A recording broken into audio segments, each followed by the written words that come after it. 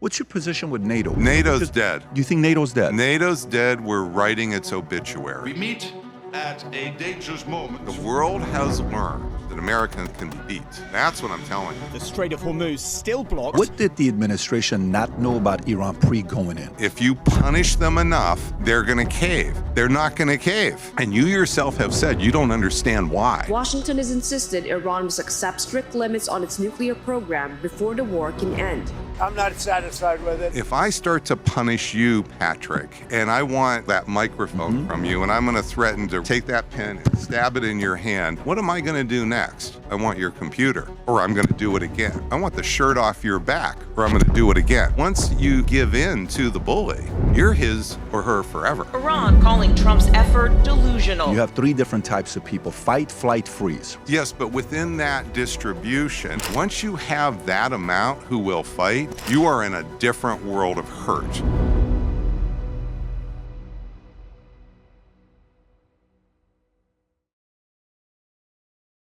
You could possibly find. Nobody would know. So everybody who sees it like, wait a minute, what is your real name? Because your real name's not right. Patrick. No, I understand. That's the thing we get all the time. I'm like, no, I'm a Syrian Armenian. So anyways, great to have you on, truly. Yeah, really, absolutely. I'm looking forward to this too. I've seen your stuff.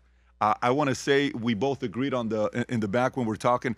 I don't know if anybody picks better title names for books than you. Thank you. So you got Bombing to Win. Yes. 1996. What That's a great right. title for a Thank book. you. Yep. Dying to Win. Yep. So one is Bombing to Win. Yep. Dying to Win. 2005. And it's deeper than that, because if you had read Bombing to Win, and I know you haven't, but if you had read it, and the academic world did, as soon as they saw the title for my book on suicide terrorism, they already had half of the story.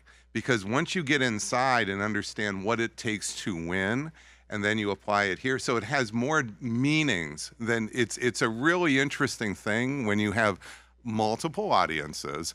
And over time, so I've been an academic, but it's not only been an academic. I've been in the public since 1991.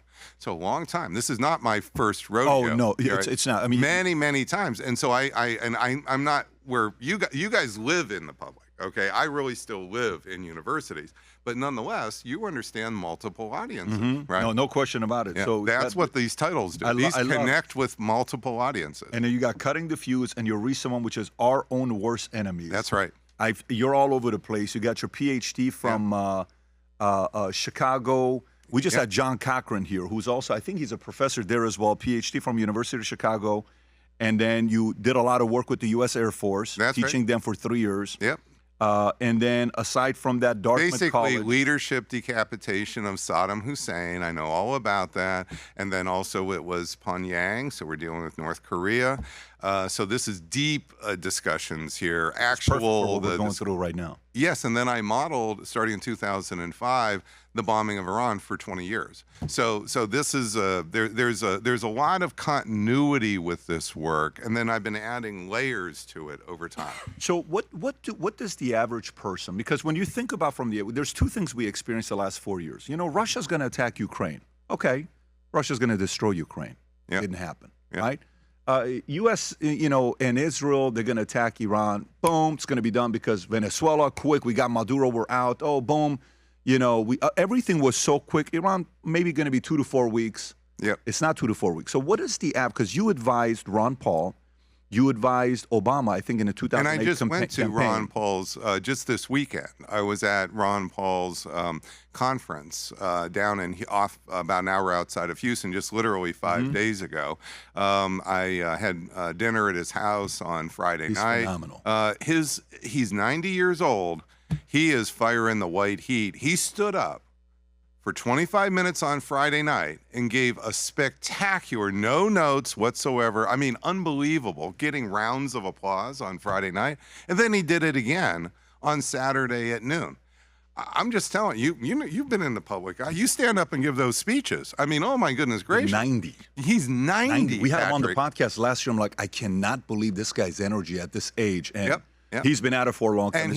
And he's just, I think, a bit like me, energized by the fact that this war is going the wrong way, and he just wants to do everything he possibly can to try to get on a better track. That's really, I think, where's that energy? And I want to talk to you about that. But it's important because You did help Obama. You did help Ron Paul, Literally at the libertarian, same time. Democrat. Yep. And then at the same time, you've advised presidents the last 20 years, including as well as the Trump first administration. Yep, right. So I think that was on Afghanistan. Important qualifier for the audience to know. And although you were not negotiating on the deal with Obama with Iran, you were. I read some places that you were advising. They were consulting. Well, there's a whole story. So I was on. I'm glad to do this in the public. So in 2008, when I'm on the Obama primary team, I was on the Middle Eastern team because dying to win. Okay, but I had a good friend, Sean Kay, who was on the NATO team. So this is how it works in these primaries. You get carved up into different parts or different issues in the world. And I knew Sean for a long time, for decades. And so I called up Sean one night and I said, Sean, the number one problem that Obama's going to face when he's elected is Iran getting a nuclear weapon. Now, this is 2008, February 2008. Most people are not, they're focusing on beating Hillary Clinton, okay?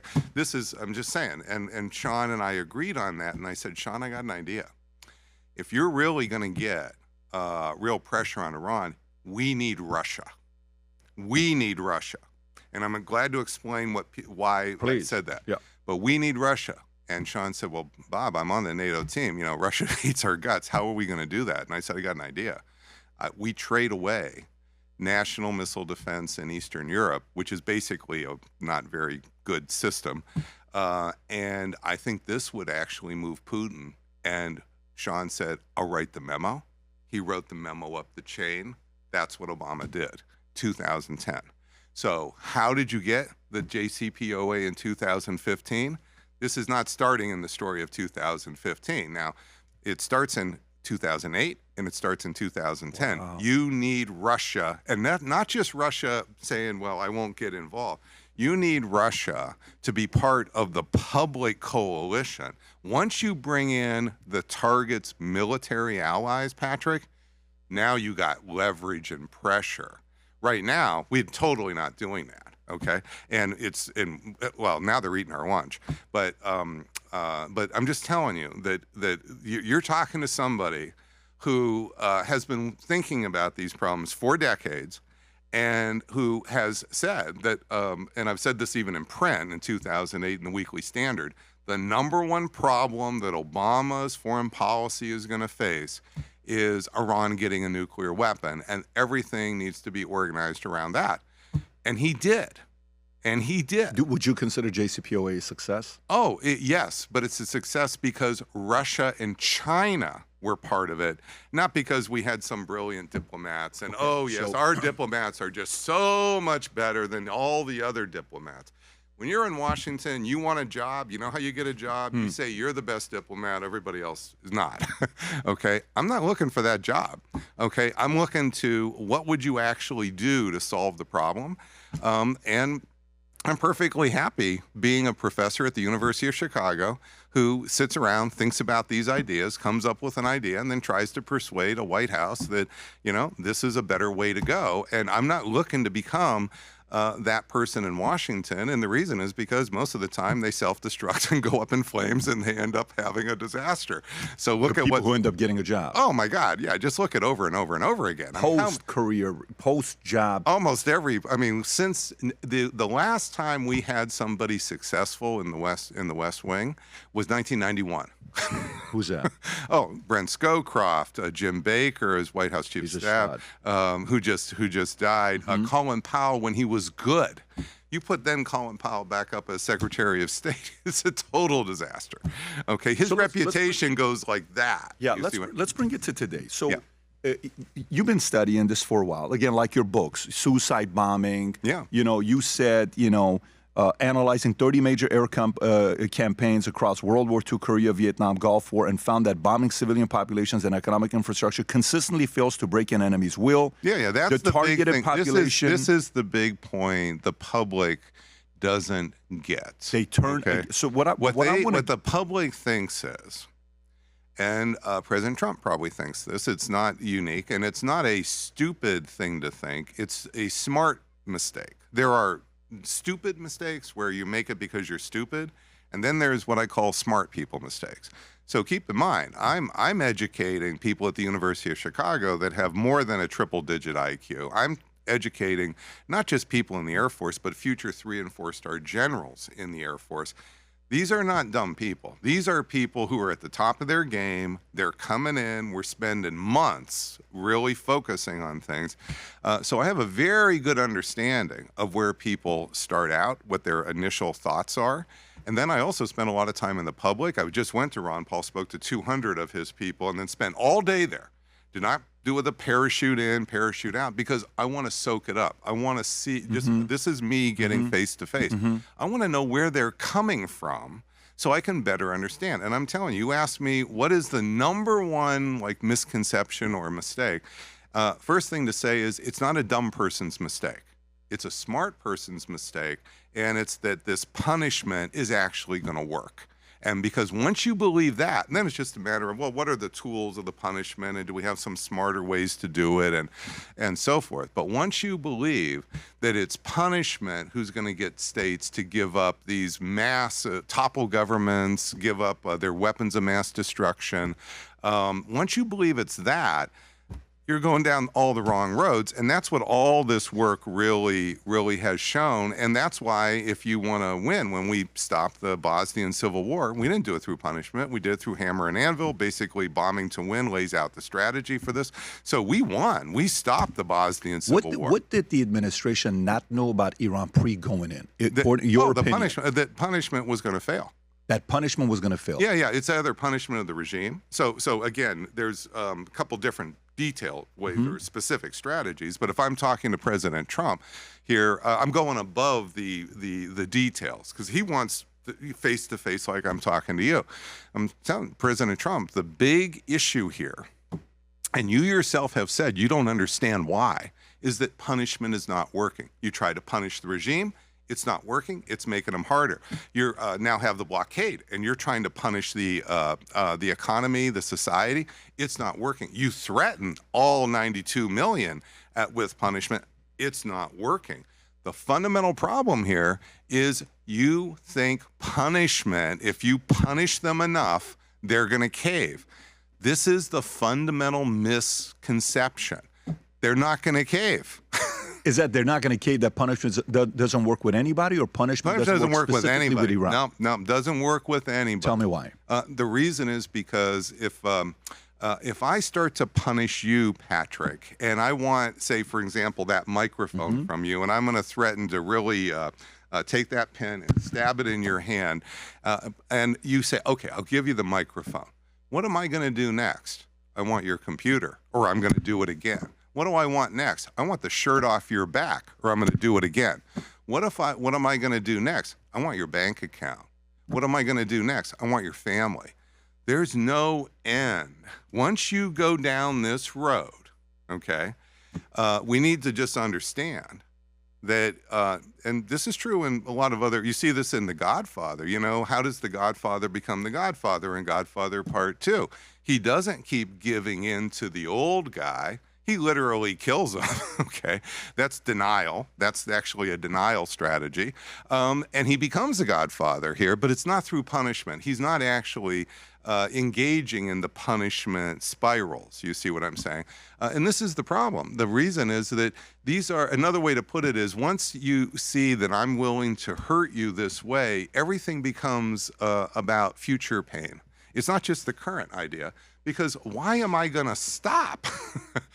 And this is just true in general. So the punishment, now sometimes with the punishment, the other side just stays passive, so it doesn't always have the backlash, but often if they have an opportunity, like once I start to threaten you to take that and threaten to put the pen in your hand, here, what you're going to start to think about is, well, wait a minute, they're going to bring me a cup of coffee, and while I'm looking down, that's when you're going to hit me. You see, because you're lashing back, because you're worried that once I drink that cup of coffee, I'm coming right back at you with more demands, more threats to hurt you bodily.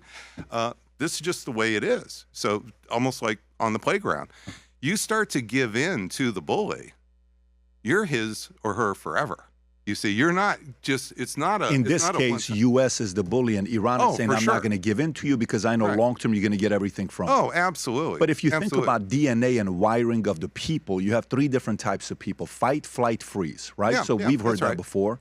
So, some are fighters. That's right. Some flight, some freeze. Yes, but within that distribution, it's a distribution that's common across all people. So within that 92 million, okay, let's just say it's a third, a third, a third. Well, that means you've got something like 25 to 30 million who are going to fight.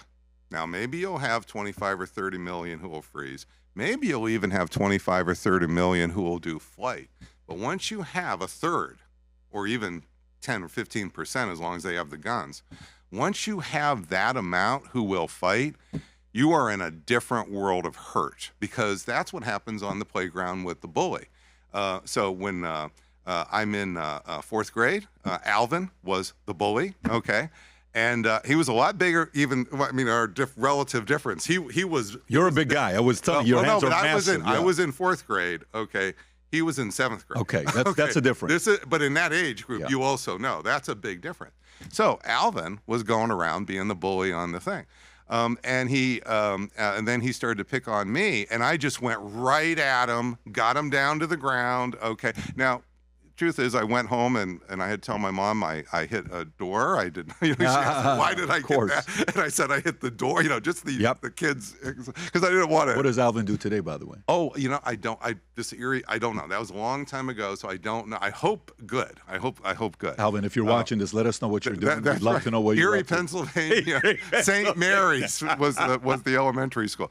But but what happened is he left me alone. He left me alone.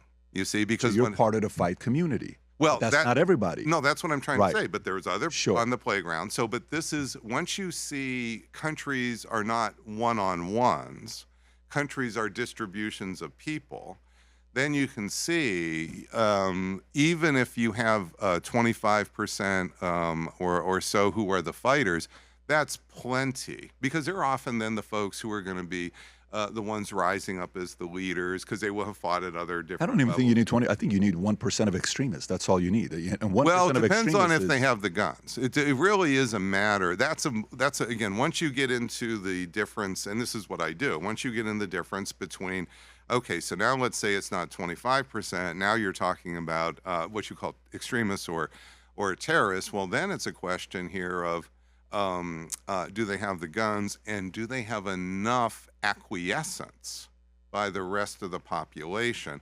That's the big issue. So that's what happens when you have extremists. So you can always find some 1%ers, if you would, of extremists, but they need a minimum 10%, probably 20% of others to at least go along and often support, because they get killed.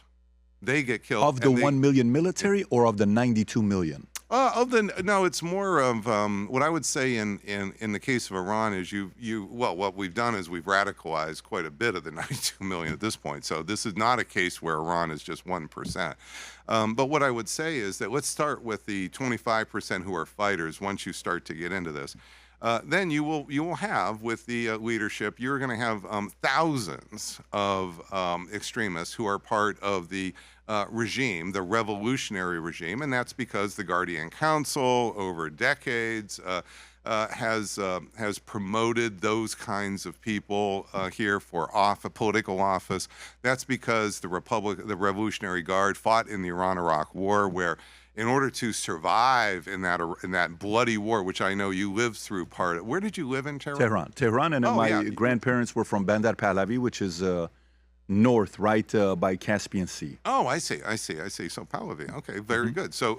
But you then... Bandar means port, so think Port Pahlavi is where my grandparents, we lived in Tehran 10, 11 years. And then you were, I think I heard, born in 74, if I remember right? 78. 78. So you're just about coming of age, where you would have been paying attention, I remember the war with Saddam Hussein. That's what I'm saying. I don't remember the revolution, because the revolution happened in 79, so I was an infant. I was born 3 months after the Shah went into exile. Yeah, so the kind of fervor, once you're in a war of attrition like that, the kind of fervor, the emotions here, and they're going in different directions. I'm not saying it all points in one direction, but my God, these are emotional situations. here. Well, this is infecting more than just like 5 liters at the top or even a few thousand at the top. It's seeping into large parts of society. Now, maybe it's not seeping into 100%. Again, you can also look at it as the fight or flight, but you are moving from that 1% of extremists, and you're deepening that pretty far down. How far down, it's a little hard to say, but it's probably closer to 10, 15%. And once and they have the guns, this is where you're not getting. If Iran was going to be knocked off relatively quickly here, actually the time that would have been most likely would have been when Saddam Hussein attacked right about a year after the revolution, because the revolution wasn't really fully consolidated yet. As you know, there was a liberal part of the revolution that happened before the religious part of the revolution. So there's all kinds of factions going on in the country at the time. Foucault, I don't know if you know that name. He's a famous philosopher, liberal. He wrote articles for newspapers. He was at Berkeley, and he was a big believer in getting rid of like American imperialism. So he actually went to Tehran in the early part of the revolution, and he wrote articles for newspapers. This is before we had Substacks. And he was a big believer, and then he literally watched as the revolution he thought was so good, so well-intended, transformed into the worst, awful, religious dictatorship, essentially, that he could possibly imagine. And he continued to write those articles until it got too dangerous, and then he published it as a book. So if anybody wants to relive that period from a liberal's perspective, you can read Foucault's book on this. It's the famous Foucault who wrote Discipline and Punish that many folks will have read. And you can really get a different window into this from somebody who starts out all good intentions, everything looks optimistic. This thing goes completely belly up. And I think what you're seeing here, Patrick, is the conservative flip side of that right now. People had good intentions. They wanted X, Y, or Z to happen. They're coming at it not from the liberal side of the house, from the conservative side of the house. And what they are seeing is the same problems Foucault saw. And it's not because it's a particularly liberal bias or conservative bias. People don't understand that punishment is not a very good strategy. So let me ask you. For a country. So do you think, like, let's just say, let's go back to 8 weeks ago, pre-war. Yeah. You get a call, you go to the White House. Right. Let's just say you go to the White House. 3:15 on February 27, Donald Trump says, hey, I've got Wickoff and my son-in-law Kushner here. Professor Pape, will you come in on the phone? And you go in, and they say, listen, when it comes down to Iran, how big of a threat do you think Iran is to the safety of America and the world long term, 30 years? What would your answer be? I would say serious but not imminent. So what I would say is that it's not just yellow. If you say green, no, it's not a green. This is, some people are trying to say no threat whatsoever. This is a big mistake. A lot of my Democratic friends don't like it when I explain that this is a mistake.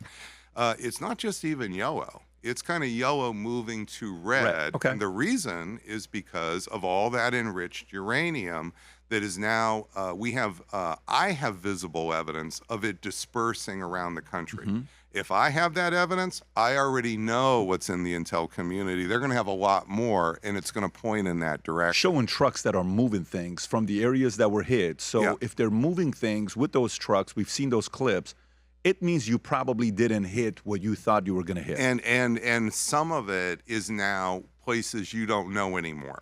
So I am not at all surprised to hear the most recent leaks, just now 8 weeks later, is 20%. We don't know where 20% of that stuff is. So Pete Hegseth yesterday just testified, we know where it all is. I want to see that data. And he should publish that data.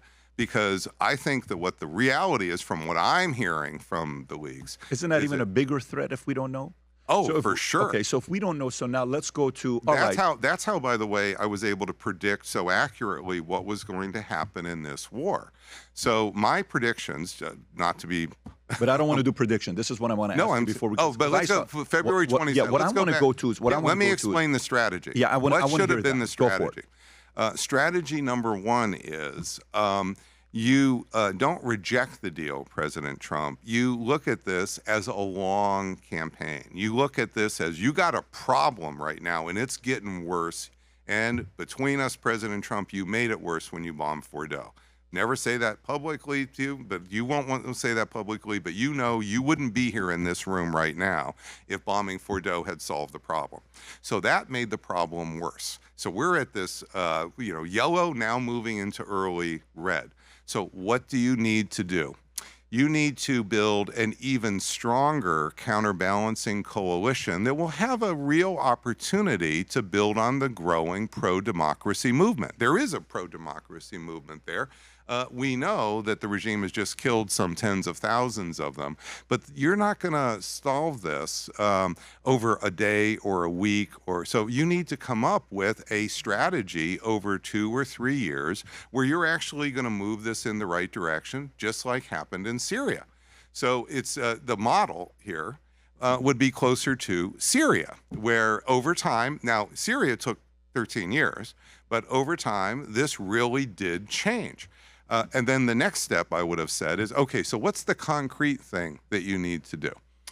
You need not to have as the operational counterbalancing coalition simply this vague idea of the Abraham Accords, okay?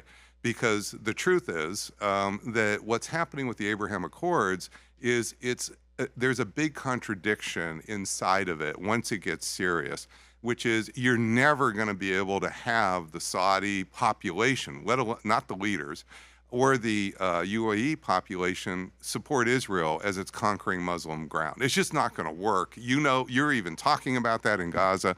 So what you need is you need to build a stronger anchor literally around Saudi Arabia and the UAE, because they have the most to lose. This isn't about Israel has the most to lose. If you go down this counterbalancing coalition, the governments that are going to be toppled in the next year or two are MBS and the UAE. So therefore, as you have said, President Trump, many times, you've got to align interests and strategy. Who has the most to lose here? It's not Israel, it's UAE and Saudi Arabia. Mm-hmm. They also have covertly tentacles, society tentacles, and you can build then a stronger societal bottom-up pressure here to change the revolution, change the regime. And moreover, the supreme leader's 86 years old. So what you really should be doing is not killing the supreme leader, because that's only going to put in a stronger guy, the tougher guys. Let him die on his own. And what you're playing for is to move the group of clerics who's going to put the new supreme leader in, to make it somebody who's just one notch closer to your position. Not completely to your position, but what you want to do is have a longer term strategy over a couple years. I don't think that would work. Why not? I don't think that would work, and I'll tell you why. Because, again, my opinion and pushback. No, that's absolutely this is fine. The world. So I would sit there and I would think, every president that's come in has tried to slow play Iran. Mm-hmm. They've all set the same script, from Bush to never trust when you're negotiating with Iran, to Clinton's, to Obama, to any. They've all said the same thing about Iran is, number one threat in the world. They've said it in many different ways. Okay.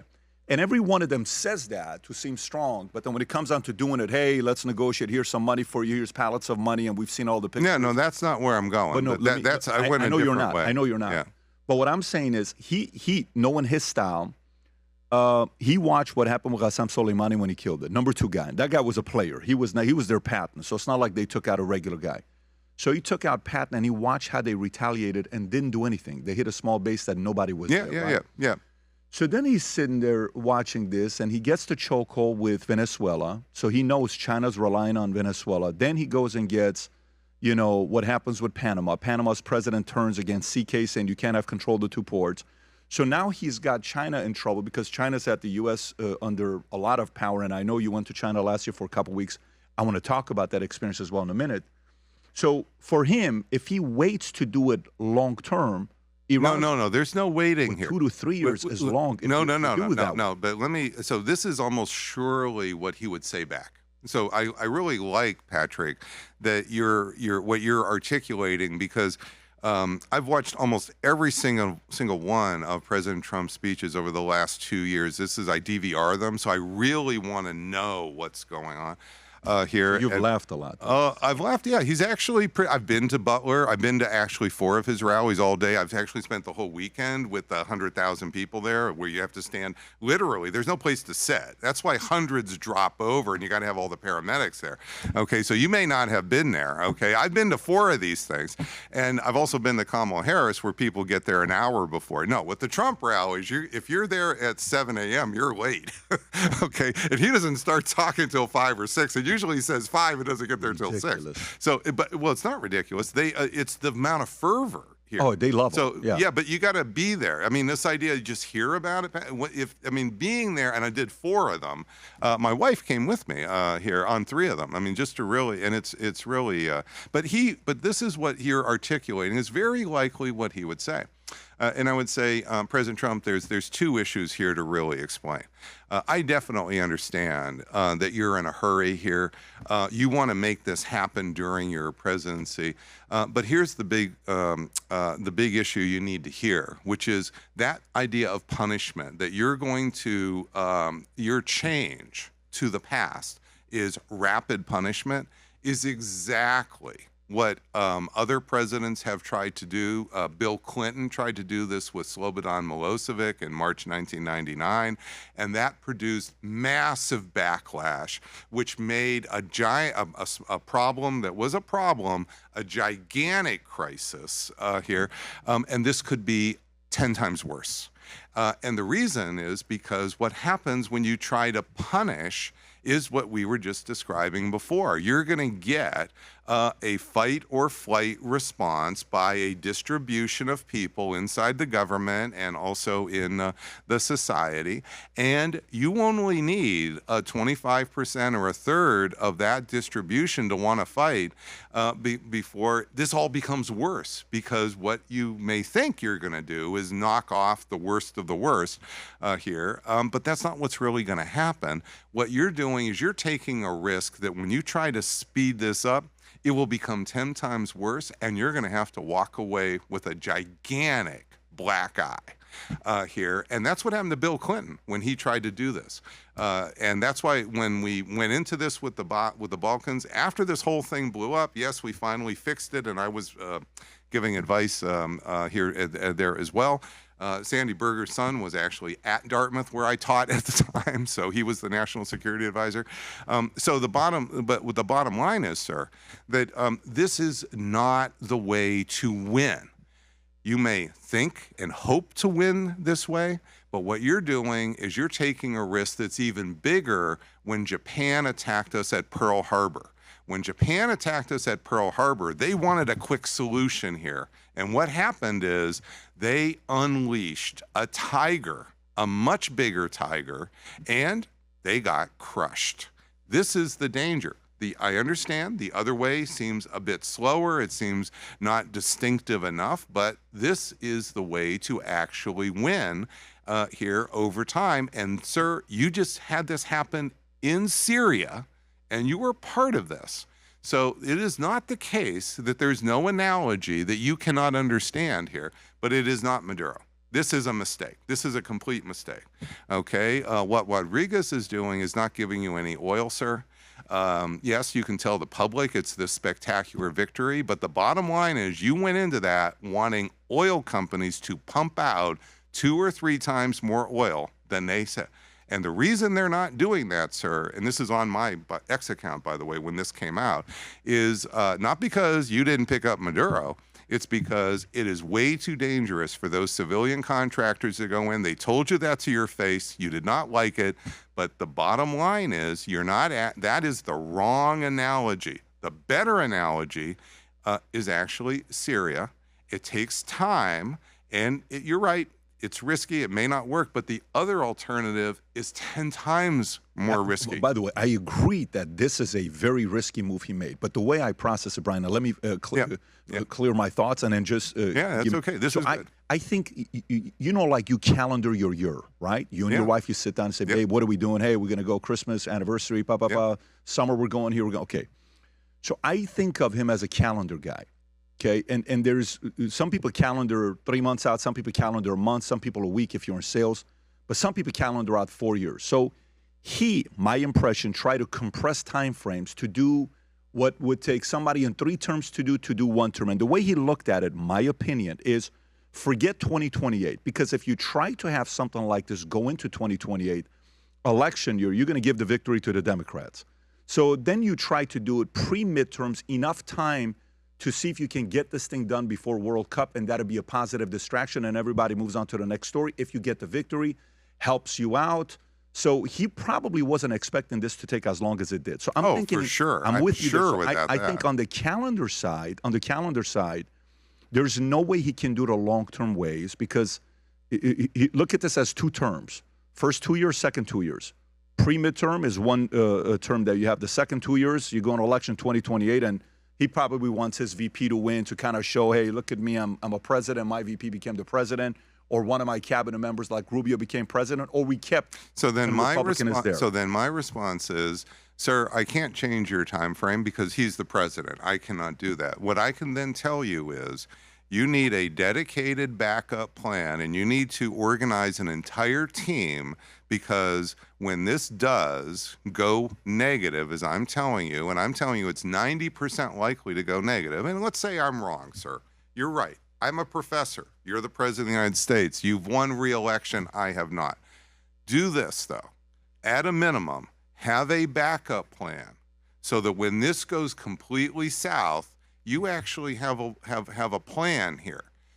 And that is what I've done with the Air Force. So when I've had my debates in the Air Force in the 1990s, when I went toe-to-toe with the leaders of the Leadership Decapitation School, with the Chief of Staff of the Air Force, we had some of these classified debates over Easter, with generals having to give up Easter with their families. And believe me, the idea that generals want to give up Easter with their families to listen to some 32-year-old professor, this is not going down well. All right. But nonetheless, my real bottom line argument was, you may be right. You're going to do a bombing campaign that will do something no one has done in history in over 100 years. And I can't tell you 100% for sure it will fail. But what I can tell you is the number one thing you should do is cover your risk. And what that means is not putting on the side and say, I'll get to that if it fails. No, you start now with an entire group of people, and their job is Team B. Their job, and you keep it classified, you keep it off to the side, but you don't wait here. You do this now as you're giving the go order, because you know there's some chance I'm right. And if there is a chance. Well, I'm just trying to. So how do you cover the risk? And this is the way you can actually move people in government, Patrick, because the truth is they do know things I'm not going to know, and that's going to be true. The president has the greatest. By the way, did you vote for him? Did you vote for him? So I did. Because you're a liberal Republican. Did you vote for him? Have you ever voted for him? Have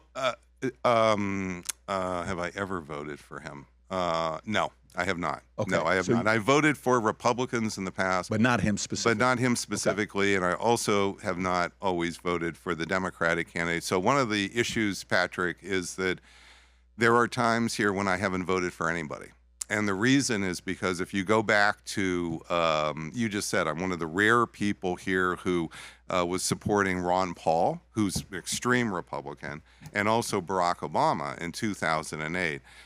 What I'm doing is I'm looking for who has the best foreign policy for the country as a whole. And there are times when nobody has that best foreign policy, so you sit it out. And I can't bring myself, for principled reasons. See, I'm not looking to, and this is probably why I don't think I'll probably ever have an offer to become a, say, national security advisor, because I'm not doing the way you become a national security advisor is not just you talk and get on the media, is you've got to be a consistent soldier. Which that means is you always will be politically behind whatever I think happens. you're comfortable with that. I get the vibe that you're very comfortable I'm with who absolutely, you are in the because I life get you're- because I get an opportunity that very few people have had in the last 20 years. Right. How many people have come in here who have advised for the presidential campaigns, a Republican who's on those stages and a Democrat who's on those stages at exactly the same time? And how many people have had an opportunity to advise 4 White Houses in a row, 2 Republican and 2 Democrat? That's just a very rare thing. It It's is. an It is honor. very. For and me, by it's the a way, tremendous but honor. that's also a but- reason why you get millions of views. That people want to know. Well, what you have and to that's say. also, So- and that's why I'm being very upfront. You asked me here, and I'm telling you something. You push hard. No, I don't always vote for the. I don't always. There are times when I do just sit it out, and I don't like it because I wish there. But this is Did what you sit keeps this me up. one at out? it. Did you sit this I'm one not out? going to comment. You've Okay, heard me. because to You've me- heard me go pretty yeah. far down this To road. me, Yeah. sitting this one out would have been a good one if you were going to vote for Kamala. I don't know. If you have I any- hear any- you. I hear you. So, Let but me just let's- also say I was very much not just in a mind. So I advised the Biden White House probably a dozen times here. Was the West he ever Wing. present The when you West. gave the No, advice? never. Okay. No, never spoke to Yeah, so Biden concern himself. a lot of people but were- always on the West. Always in the West. But Right. the West Wing, and half in person, half on Zoom because there was also COVID. And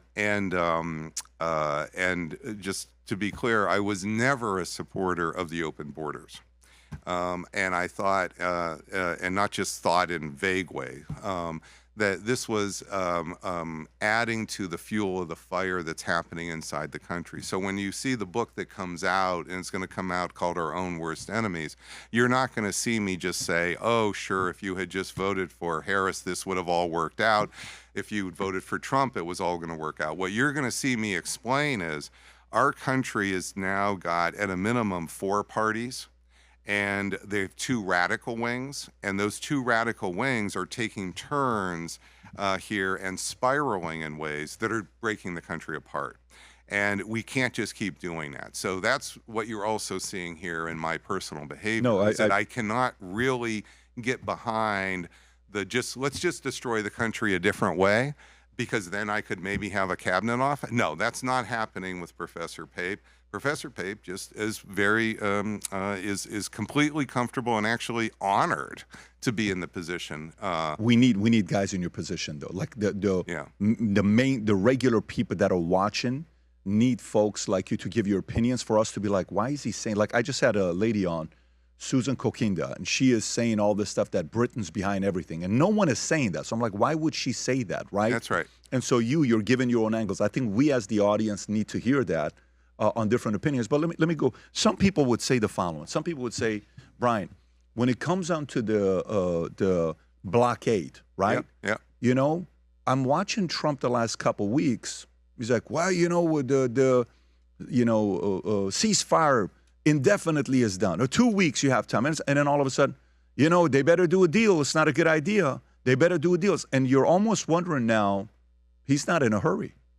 So either he's not in a hurry because they have no other plans, or he's not in a hurry because he feels the shutting down of the strait, what they've done, the blockade is destroying Iran's economy. Iran's economy, 1 million people don't have a job. Another 1 million people are indirectly impacted by it. Prices are up 67%. So people may turn against the regime and say, we're sick and tired of this. We don't have the internet, so we don't know if it's happening or not. But some people may say, the way he's moving, you had King Charles, he seems relaxed, telling jokes, White House correspondence, everybody gets up and runs out. He's still sitting there. He seems so calm, as if they have everything under control. What do you say to those people? Well, a couple things. So first of all, President Trump is in some ways, the greatest politician we've had as president in my lifetime. Now, often people will say Ronald Reagan, others will say Bill Clinton, others will say Barack Obama. And I realize people want their favorites here. It's like fan favorites. They want that. I think Bill was amazing. But what's really important to understand is that President Trump is, if you saw what his demeanor was when he was just had a 3rd assassination attempt, I think this is an even better example of what I'm about to describe here, is that he has been under personal pressure more than any of those other presidents. So it's true. Ronald Reagan did have Hinckley. So he was, and he, by the way, similar to President Trump, told jokes with the doctors as they were trying to save his life. So just to be clear, so I don't mean to say that there's nobody who had anything like, but President Trump's had that 3 times, and in all 3 of those times, it's really quite stunning. His balance, his poise, his ability to look beyond the moment to what the moment would mean for the future, just unbelievable, unparalleled. Now, others maybe haven't been as tested as much, but he's done this under fire 3 times. And what he did on Saturday night was really quite remarkable in the following way. It wasn't just poise under fire. What he said, which was extremely important, and I'm sorry to say the Democrats did not follow up on this as much, is basically he gave a unity speech. If you go back and listen to when he came to the podium, after this, he said there was literally love in that room. Just remember that phrase. Never heard that. And what was in that room? The people in that room were not MAGA. This was not, I mean, of course, his cabinet was there. So 90% is not MAGA. 80% is so not just MAGA. Imagine, this is a man whose wife could have been killed. So it's him. He could have been killed.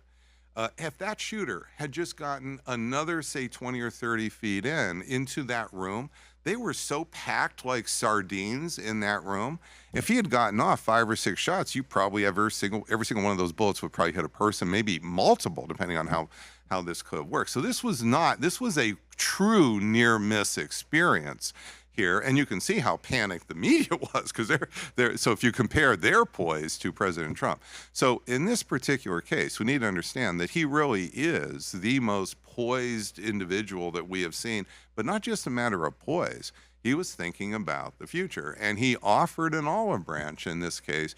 And I have said this publicly on MSNBC, on MS Now, not just I go on Newsmax, I go on MS Now. I mean, it's really quite an honor here, Patrick, to be involved in these, and it's because I'm coming at it from what you're seeing here, and the fact is that this would have been a great opportunity for Hakeem Jeffries to have reached out. Now, I don't mean to make concessions. So this is what people are saying. Well, should they make the concession with DHS? We need to get above this a little bit. And that's where President Trump was going. He wasn't on that night. He was, and on the 60 Minutes interview, he was not talking about, I want this particular concession. He was looking forward in big picture way here that presidents do, that leaders do, not that staff do. So staff are going to come at you and say, President Trump, get that deal, get that deal. That's not what he was doing. And I really believe maybe there's still an opening here. I hope this week hasn't closed it off. But you can see how quickly the angry politics, I call it violent populism, is coming back in. And I really believe that's something we need to understand. There was an important olive branch there. And by the way, with President Biden, one of the things I was doing a lot was I was showing the data on our surveys on support for political violence in the United States. And I was making the argument, and his people did, and he gave the speeches, that the way his rhetoric had to change. That he gave a famous speech with red behind him called the Philadelphia speech, and I specifically was arguing for a different approach. And then with these assassination attempts, first the Pelosi attempt, which was just before the midterms, and then with the President Trump attempts here twice, and then Kamala Harris, they used different rhetoric. Their rhetoric was not, we're right, you're wrong. Their rhetoric was, let's bring down the temperature overall. And in our data, what we were tracking with our surveys is it actually was coming down over the fall of 2024. So the rhetoric here was actually moderating, and then you could see the support for political violence literally declining in our surveys, so that when the election happened and the Democrats lost, I wasn't at all surprised we didn't have political violence. A lot of people were saying, where's the violence? Well, by bringing it down, the support for violence. They learned from first term. I mean, there's a bit of what you're saying. Some people may say it's naive, because the first time when he won, They couldn't wait to get rid of him. They created rumors, Russia collusion, every day mainstream, made his life a living hell. And they thought he would never get back in. So when they screwed up with Biden and then they brought Kamala in and they didn't choose somebody else like, who's the fellow from Ohio, who's the governor out of Shapiro. Shapiro, You're talking about Josh Shapiro. I think you're from Pennsylvania. Yeah, I'm sorry, from Pennsylvania. Yeah. Like if they would have chosen Josh Shapiro, who, maybe would have been a better VP candidate to go, but no, they chose Kamala. Kamala was not qualified. She destroyed the border, all this stuff. The second time around when Trump won, the mainstream media has nothing to say. What are you going to say now? Well, what I'm trying to point out, Patrick, is that you could have had a different outcome that was bottom up, and that did not happen here. And it didn't happen, and I believe part of the reason you're right. There's another part. I don't mean to say this is just a monocausal outcome. Was you literally did have leaders, and I'm giving credit here to President Biden and some to Kamala Harris, but also if you look at Mike Johnson's rhetoric here during this period of time, this was after the first Trump assassination attempt and after the second, you see it's a much more moderated. Everybody needs to bring down the rhetoric. Comey put 86-47. I mean, the which goes director in the of other way, FBI which is going in the other direction. Yeah, but they celebrated that. They said, "What's the big deal?" So to me, a part of the target with the word, what's being said, they've been trying to take this guy out for a while. 3 times now they've tried, Yes. and directly, indirectly, whatever you want to call it. But going back to it, so specifically on the blockade topic, Yes. what do you say when some people are saying it's working? He is making progress.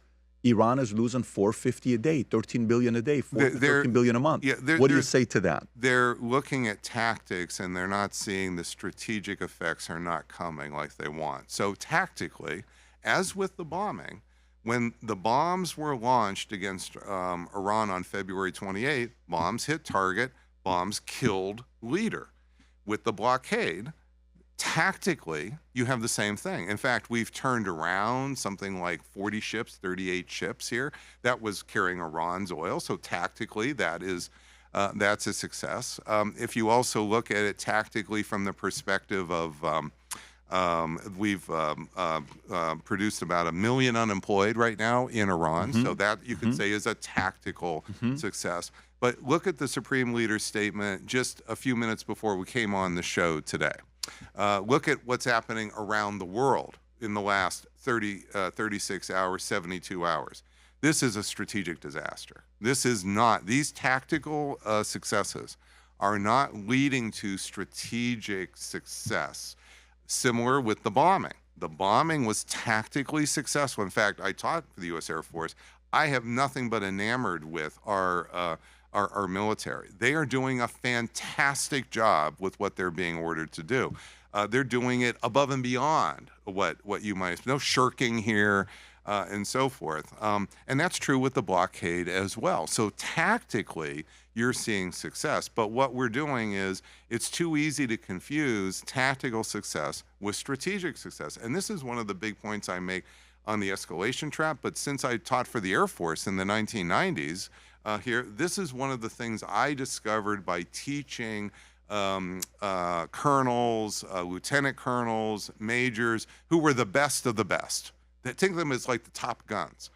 That was too easy for them to confuse tactical success with strategic because for their last 12, 15 years, they were tactical people. They were doing tactical operations, and they're being promoted above. They're the best of the best at tactics. But what's happening when they're a mid-level officer, when they're about to become a general, is this is a different game now. They're not going to be in those cockpits now. This is not the same thing.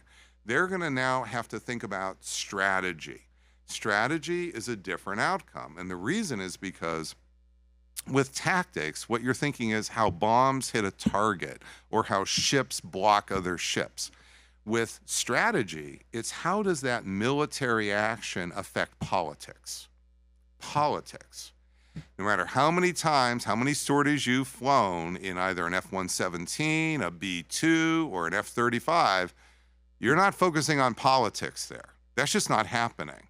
When you're suddenly now in the game of strategy, it's if I do X to the enemy, what is it going to do politically to the enemy? This isn't just a matter of how many launchers I'm taking down.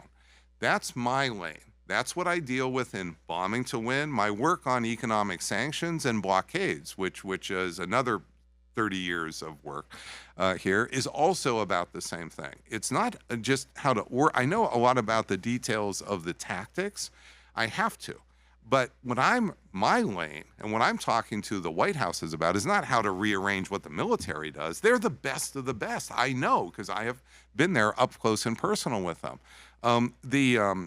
It's about when you do X, what's that going to do politically to the target?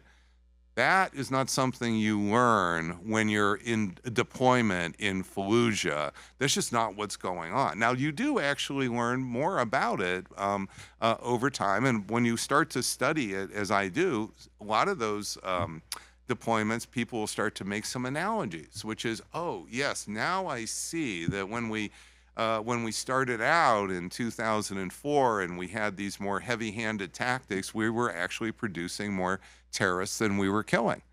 And that was back then in 2003 and 4. That was the big issue I was engaged with, which is I want to kill terrorists. I absolutely wanted to kill terrorists. It's not that I want to let them off the hook.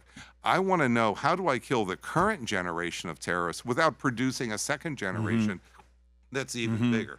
And even Don Rumsfeld finally started to say, we're producing more terrorists than we're killing.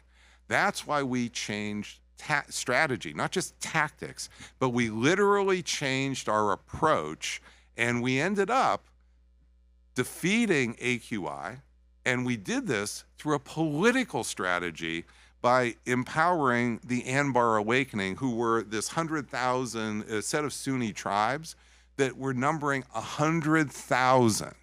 And we took a big risk here to get rid of AQI. What did we do? We gave them money. We gave the Sunni tribes money, not AQI. But when we gave the Sunni tribes money, this was a big risk because maybe they would turn their guns on us.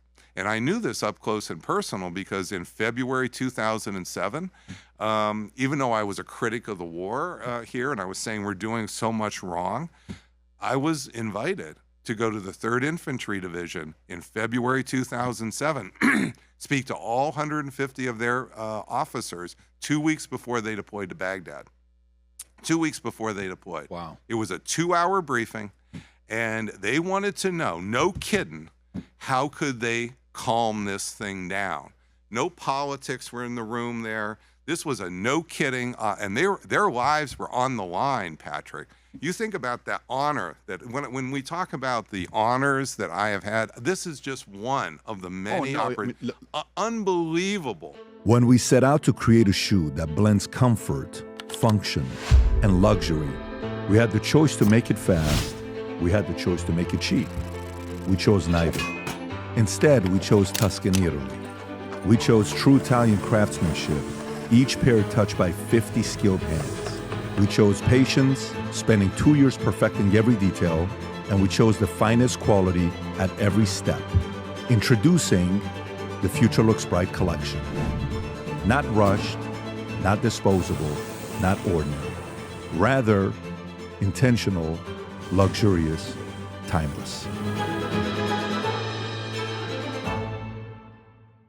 If we were to say, make a list of top 10 books that officers and generals and sergeant majors have had to read the last 30 years, both your books are going to be probably on the list. But let me go back to this, because how you defeat terrorists here is all part of a mix here. So when I went in, I was asking because I was brought into this big meeting with the intel officers who were bringing me in.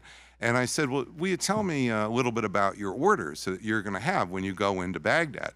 And they said, well, of course, sir, you understand it's all classified. But what I can tell you is that we are debating here, and we haven't decided whether we're going to go into it's called Sadr City in Baghdad, the Shia area of Baghdad. And then I took that little bit of knowledge and I was able to reorganize it to explain to them over 2 hours that if they would do that, they would probably double the amount of suicide terrorism in Iraq at the time and make everything worse, and that what they needed to do was not go into Sadr City militarily, needed to keep to their main footprint, which was these more Sunni neighborhoods. There were 7 of them, so we got into the details here. That if they would do that, with some other ideas too, so it wasn't just literally that, this would have the best chance of putting the capping, I called it, of the volcano. Well, I can't tell you that I only go into these things for 2 hours, and then I go and I take all the questions, and I go home, and then they listen to other people. Well, they never did go into Sadr City. I can't tell you it's because of what I said, but what I can tell you is we did cap that volcano. And when we then, and this was under Obama in 2010 and 11, when we ignored the problem and allowed the Anbar awakening, that key force of Sunnis, to be crushed by the Shia Maliki government, of course ISIS was going to come back. And that's why I was right there tracking this thing. And as soon as ISIS came back, I was right there with the strategy of how do you defeat ISIS. So my goal here is, Patrick, hasn't always been to just say you're doing something wrong. It's been to come up with alternatives. That's why when you asked me, what would I have told President Trump on February 27th? I actually have an answer, and it's not just making it up off the fly. It's because but you can't go to the White House, knock on the door. Do you mind if I come into your super secret classified meeting? I do know. I think you said in one of the interviews that both Iranian state TV and Russian state TV invited you to be on, or something. Yeah, like and I that. won't go. Yeah. In fact, they've just recently wanted to get me on they call you on WhatsApp or whatever, and you can't really tell. And you when I get so many calls, so I answered the call, and they said, "Well, we sent you all these things," and I said, "Well, wait a minute. Tell me more about your organization." So this is where you have to ask about your organization. You're famous. Not everybody's famous like you. So and then it was just it was Russian television actually. Just had masked the name of that, and I said, "Oh, I'm sorry. The reason is because I just made a decision in 2014. This actually goes back to when Russia took Crimea. So if you looked at my history here." In the years before Russia took Crimea, I went on RT. I used to do that. But then when Russia took Crimea, this was just quite clearly I mean, this is just, flat out aggression. You're literally seizing territory that's not yours, and you're doing it. Now, it's a fait accompli, didn't really have much fighting, but nonetheless. So I had a lot to say in the media about what we should do about that as the pushback to that. But I just made a decision that I wasn't going to do. And then I've been offered trips to go to Iran multiple times, and I just won't go. And the reason is because I'm not here to become a look, if I'm not willing to be a pawn of Republicans or Democrats in my own country, why am I going to be a pawn of somebody else? And also, Patrick, there's lots of money here. So when I make arguments in books, this does help certain groups, and you wouldn't believe the amount of money that I've turned down because they throw money at you, thinking, well, you'll just do things. You're kind of going in that certain direction.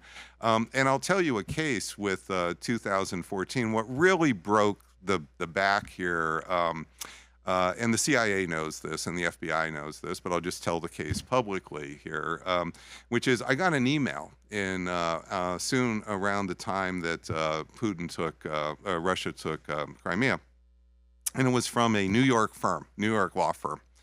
And they wanted to have a conversation because they had some clients, and they knew I thought economic sanctions were bad here. So that's true. I think they don't work very well. And they wanted to talk to me about what I might be able to do. So I got on the phone, and here it was a set of lawyers in New York, and I won't say who the firm was, but it was a set of lawyers in New York, and they wanted to pay me, and they were willing to pay me a lot of money to do Freedom of Information Act requests they wanted me to do to get information about the economic sanctions on Russia. I said, wow, okay, but who's your client? And they said, well, okay, it's Rosneft. Now, Rosneft, if your listeners will go, is the conglomerate of Putin, the croniest of crony Putin conglomerates of oil and gas in Russia. So basically, I was being offered an enormous amount of money to do essentially work here for Putin, and I'm just not going to do it. And so if RT wants to know, this is the reason. Okay, and everybody in the U.S. government knows about this, so I'm not. You reported it to the government? Oh, for sure. Oh, Got for it. sure. Oh, for sure. And by the way, you don't. Was it people real don't, money? I'm not going to talk about the level of details. I just told you it was money. But what I'm saying is that people might say, well, wait a minute, do you have to report? I guarantee you that guarantee is a little strong. We should not be surprised That they already knew. that they already knew that all this stuff that we think, like right now, if we take our cell phone out, so we're not actually even, this cell phone is closed. It's all being completely monitored here, and you can turn it off and literally turn it. That's why you have to put, when you go in the West Wing, they're not just turning off the cell phone, okay? They're literally taking your cell phone and they're putting it in this unbelievably thick safe thing that no amount of material, because we live in a world, Patrick, where, and it's not because people are monitoring Professor Pape, it's because they're already monitoring everything from the other side. So this is, so for me, I just simply am not going to go down these roads here. It's really just based on principle. Here, and I'm perfectly glad to be at the University of Chicago, where every single dime of what I spend is constantly, I mean, oh my God, the amount of paperwork you got to do. If I have a driver who takes me to the airport and it's not through the Uber company, oh my goodness gracious, the amount of paperwork here. Yeah, so I got an email. The audience may think, well, these types of things don't happen. I got an email 2018, 2019. I made 3 China videos criticizing China in a big way. And then I got an email from a PR firm in New York. We have the entire paper trail. This Chinese charity, this Chinese billionaire who was worth at the time $20-30 billion, wants to give you $600,000. In return, he wants to invite you to a charity event, and he wants you to take $300,000 of the $600,000 and give it to the charity, and he wants to take a picture with you. We got on a call. It was me, a guy named Gerard, and Mario get on a call. They're presenting it to us. Man from China's on the call. The PR firm's on the call. And I said, what charity is this? And they're kind of going through, well, we want to show you China because we want you to see the greater part of China. I'm like, great. And so let me get this straight. You want me to take $600K and give a charity? Yeah, that's all we want you to. And you can keep the other $300,000. Exactly. So you want to, for the rest of my life, hold me hostage that I took $600K from you guys? Yes. Well, that's the second. Not interested. That's the second. Remember how I told you the story that if you try to bully people, and as soon as you give the bully what they want here, they're They'll just coming. Right, they're going to do it again. Not interested. This is just so. When I see these stories in the newspaper here, it just reminds me again. I'm in 4th grade. Alvin's in 7th grade, and we got somebody trying. We got to find this Alvin guy. Alvin, honestly, message us. We need to figure this out. But I'm just pointing out that it doesn't work with you. It doesn't work with me, and I. When is your birthday? What month's your birthday? Oh, April. I just had my birthday. It was the same day of Ron Paul. I went to Ron Paul. It was last Friday, April 24th. Happy birthday! Thank you very much. April and it was 24th. it was a great present. I hadn't seen Ron Paul in 15 years, some long period of time. Been a long time because the issues had moved and so forth, and now the Iran war. There was a reason to come back together. Yeah, getting them back again. It's really quite interesting to see what happened, and my wife got to be there to see it all, which was really quite a there are these personal things that have a chance to show off a little bit in front of your wife. That's great. So let's talk China. So you went to China last year. I think last year June. During the bombing of Fordo. Right. Yeah. During the bombing of Fordo, you're there for 2 weeks, 18 hours a day. Yeah. And you're in the factories. You're in places. What did you learn about where China's at that the rest of the world is not aware of? Yeah. What I learned is we're tracking about, I would say, from the newspapers, that is Wall Street Journal, New York Times, even the business side, probably about 10% of the real big picture of what's happening in China. What we are doing is taking a soda straw view of what's happening, focusing on individual companies. And I know because when I went, I wanted to visit the companies, BYD, Xiaomi, which is another electric vehicle manufacturer. It's like the Porsche level and also Alibaba, also some laser advanced AI in Wuhan. And I wanted to go visit the companies because that's what I thought I should do. I wanted to see, and I did. I visited the companies on the shop floor. I got a chance to see how the robots actually work. For hours, not just for a few minutes, and I did learn some things there, and I'll come back to the detail in just a second. But by doing this, by going to not just Beijing and Shanghai, which many people will do all the time here, but by going to Wuhan, Hangzhou, Shenzhen. To actually go on the shop floor, spend hours and hours and hours there, then go to dinner with the executives to really talk about the situation here, also in the Middle East. I learned something really big, Patrick, which is what China's doing is not just simply uplifting a company. They are doing that. They're uplifting whole cities. So think not about an AI company in Pittsburgh. Think Pittsburgh itself is being uplifted. So what I saw was, say, I'll just pick Wuhan because Wuhan is an old steel city like Pittsburgh is. Now it's 9 million. Pittsburgh's about 350,000, so it's bigger. But what they did in Wuhan was they are uplifting all of the medical industry. They are uplifting all of the city's transit infrastructure with AI. I don't just mean redoing paving the potholes here. They are uplifting, when you go to get your driver's license in these cities that I'm in, they have rebuilt the entire buildings where it's not that they just accommodate your cell phone. It's like, start cell phone, build building around the idea of a cell phone. Okay, this is a completely different experience where you go into the building to get either you want a building permit or you want your driver's license here. You're going in, and the very first thing you do is you have to tap your phone so that you get everything downloaded on your phone, because there's an awful lot of forms you need to fill out. And you might try to do this at home, but they explained to me, yes, but when we try to do that, we need to have people standing on the side so that there's always going to be a question here or there that you're going to have. And so then what do you have? You don't have these long lines. City of Chicago motor vehicle, oh my goodness gracious. Just imagine, if those of you could just imagine, it's worse than you imagine, okay?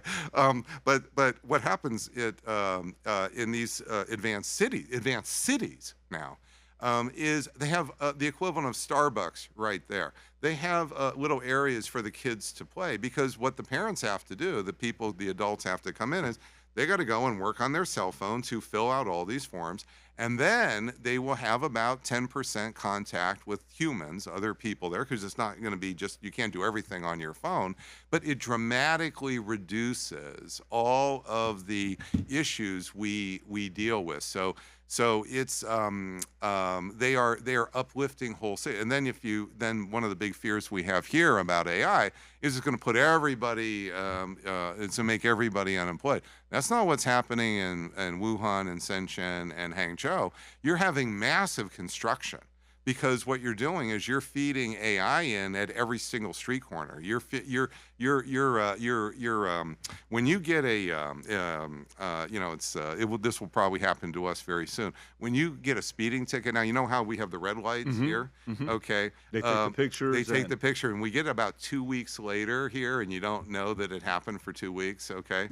What happens in China, and they showed me, literally the driver showed me this, is when you run that speeding ticket, you get it in 2 seconds. Stop it. And they take it right out. No, and you could just push pay now. That okay? is hilarious. And so it's happening like that. Kind of would be good for me. I have way too many tickets. My license got suspended for the 3rd time 2 weeks ago. Well, I'm just. My wife's like, your license is. I'm like, what are you talking about? Yes, unpaid ticket. So, but that doesn't happen without massive construction.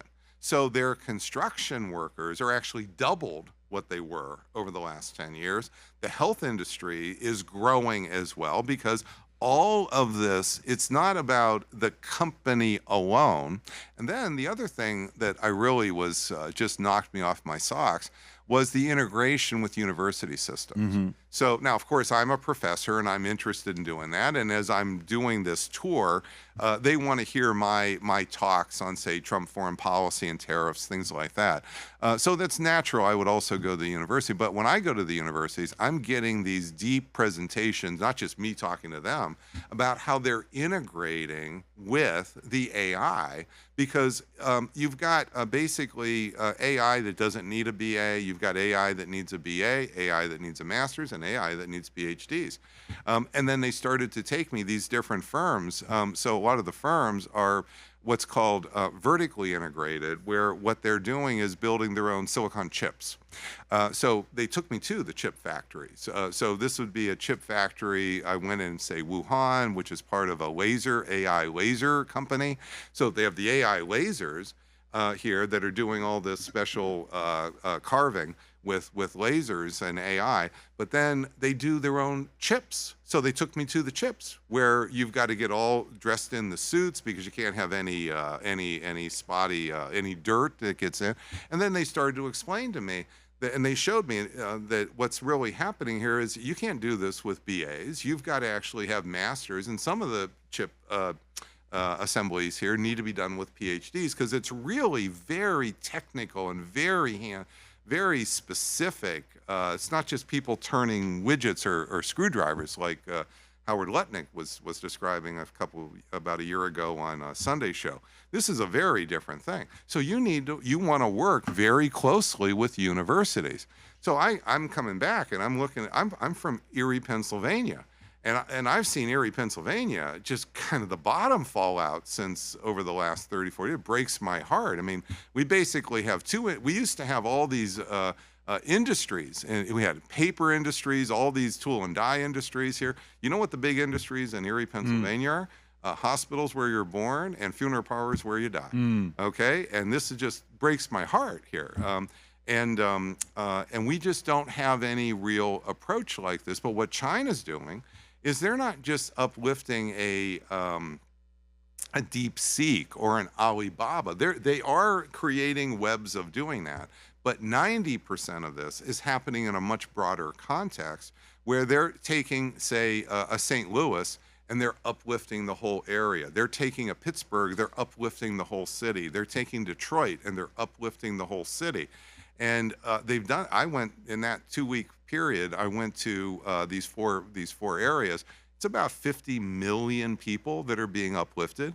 Now, maybe they haven't uplifted anybody else. I don't know. I didn't actually. They're telling me that if I went to the more rural areas, I'd be impressed there too, and maybe I will go back. But the bottom line is, let's assume it's only 50 million people. Only 50 million people, and we're going to look down on that? No, I think they're 10, 20 years ahead of us, maybe even more. Not because of they're a couple months ahead or behind on DeepSeek or ChatGPT, but because of uplifting the entire cities here. And this is, what digital China is uplifting this whole area. And quite a few of these business owners, when I had dinners with them here, they would tell me their personal story, just like when we started out here. And almost, many of them had a very similar story, which was, well, in the 1980s or 90s, I lived in rural areas and I didn't even have shoes.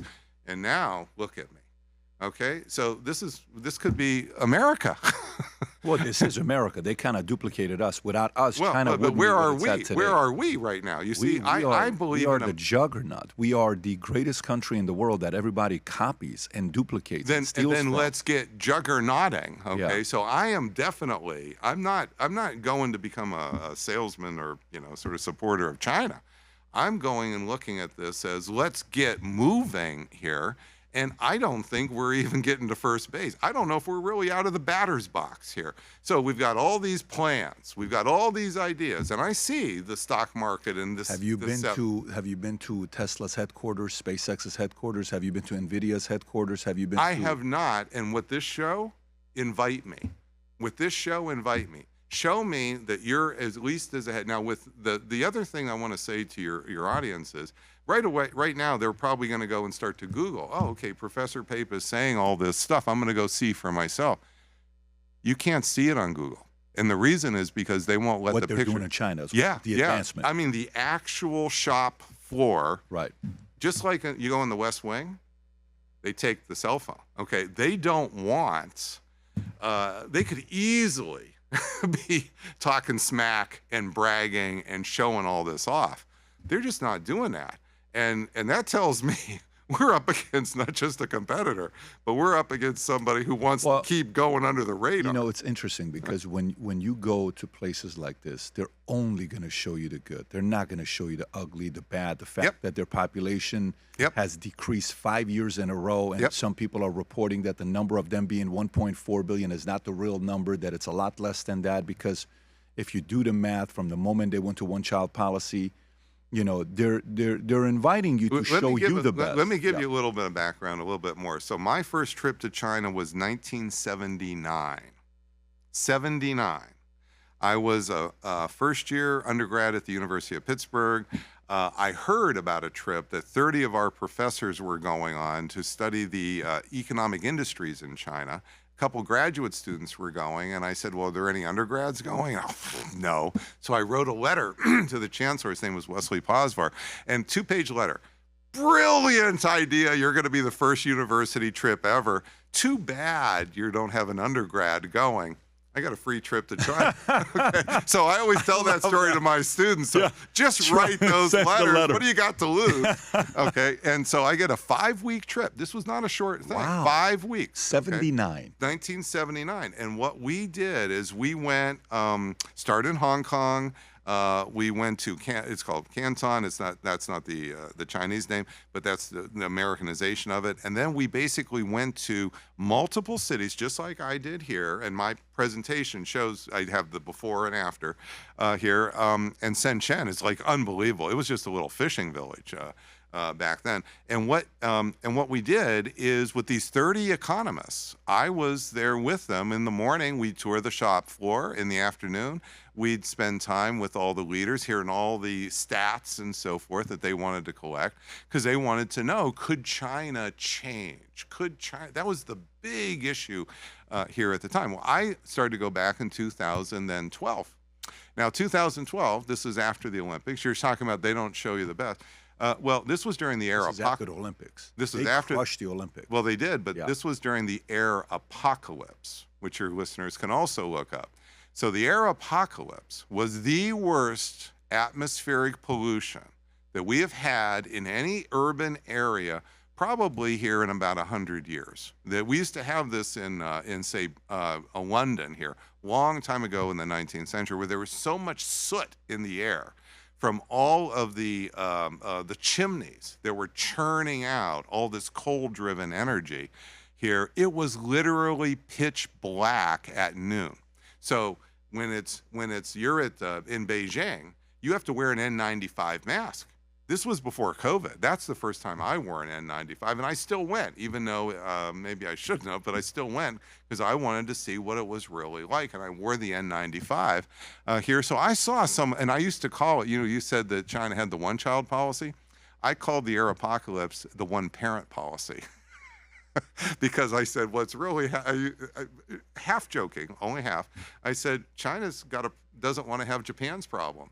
Too many old people. How do you do that? You have a lot of pollution. Wow. But now what's happened in the last 10 years is they've gone huge into solar, as most people know. Well, what does that mean? Far less pollution. Far less pollution. Here, and you know that because you go to the cities and they literally don't have like the air apocalypse. I was there. I physically was there, where when you take off from Beijing, the airport in Beijing at noon, and it's totally pitch black. Once you're at 15,000 feet, the sun. Okay, this is real problems. Big problems, not just poverty.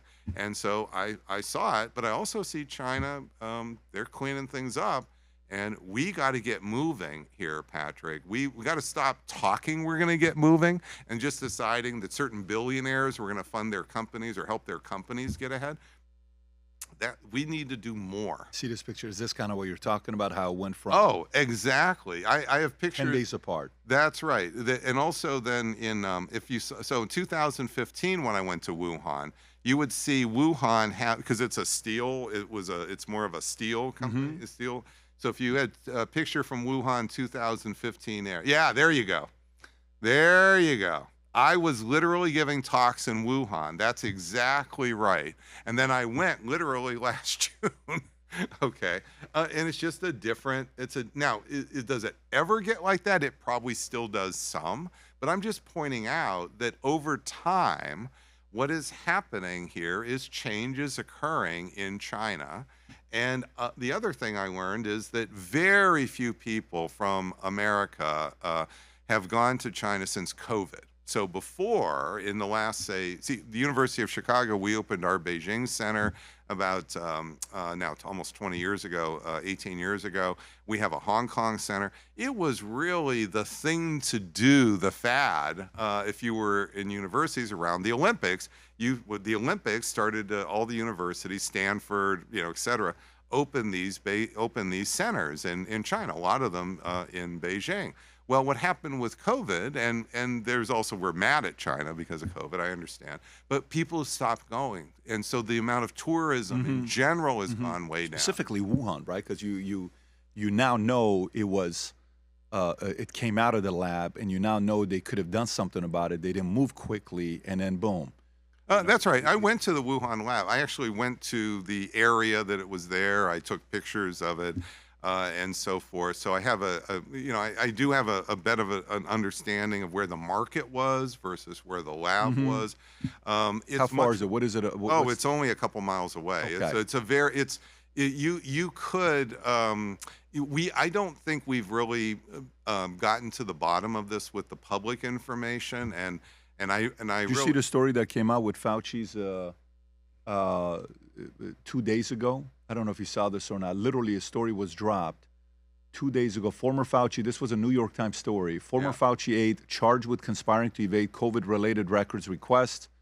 Ex-NIH official David Moore is accused of concealing emails. I haven't seen that story, but just in the more basic level, Patrick, after Pearl Harbor, let me put this in my context, okay?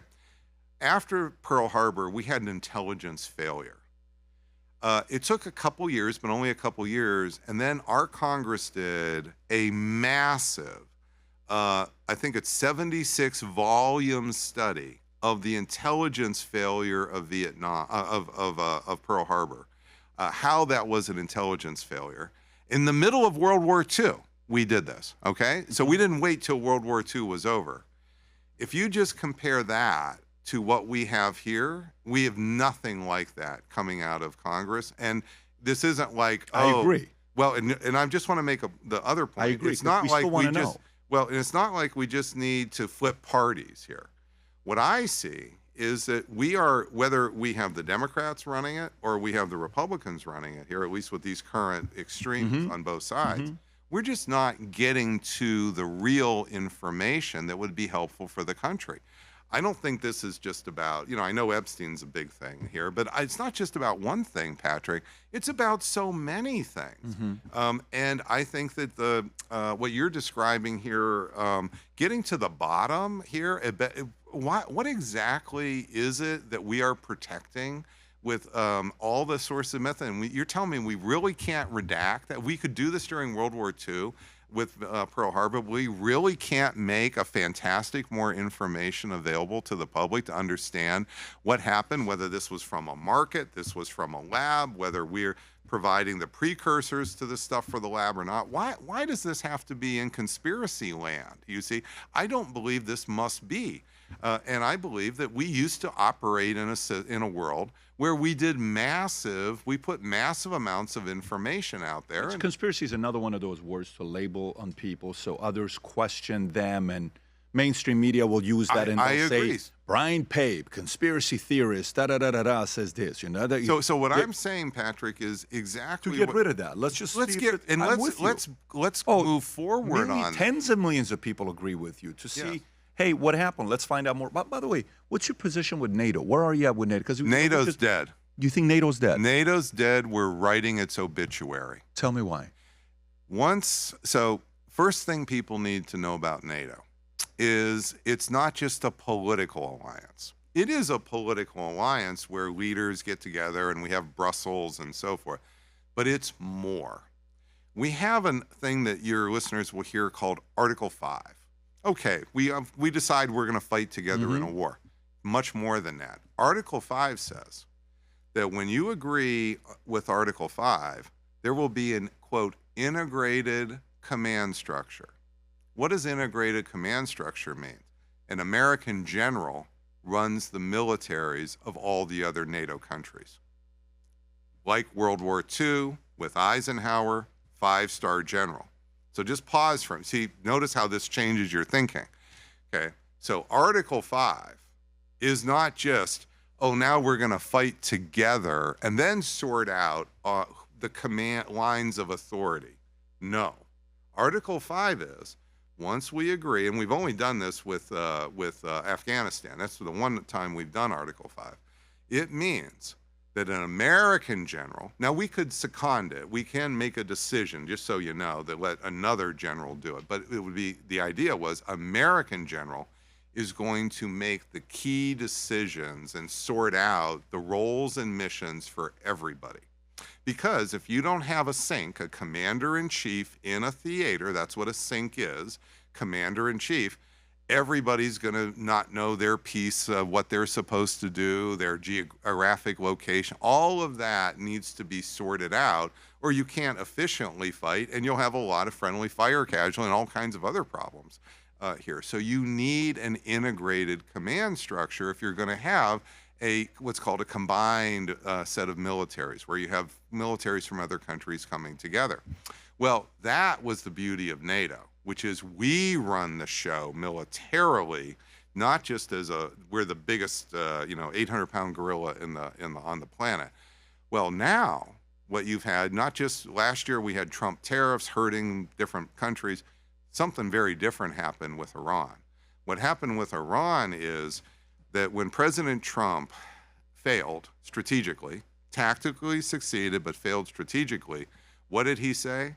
He wanted the European militaries to send the militaries, and because we weren't going to put our ships in harm's way. Think about that. This is too dangerous for our ships to go into harm's way. And what he said is he wanted them to put their ships in harm's way. Once you did that, I think there is no way that any European political leader or a military leader is going to essentially follow orders under Article 5 by General Kane.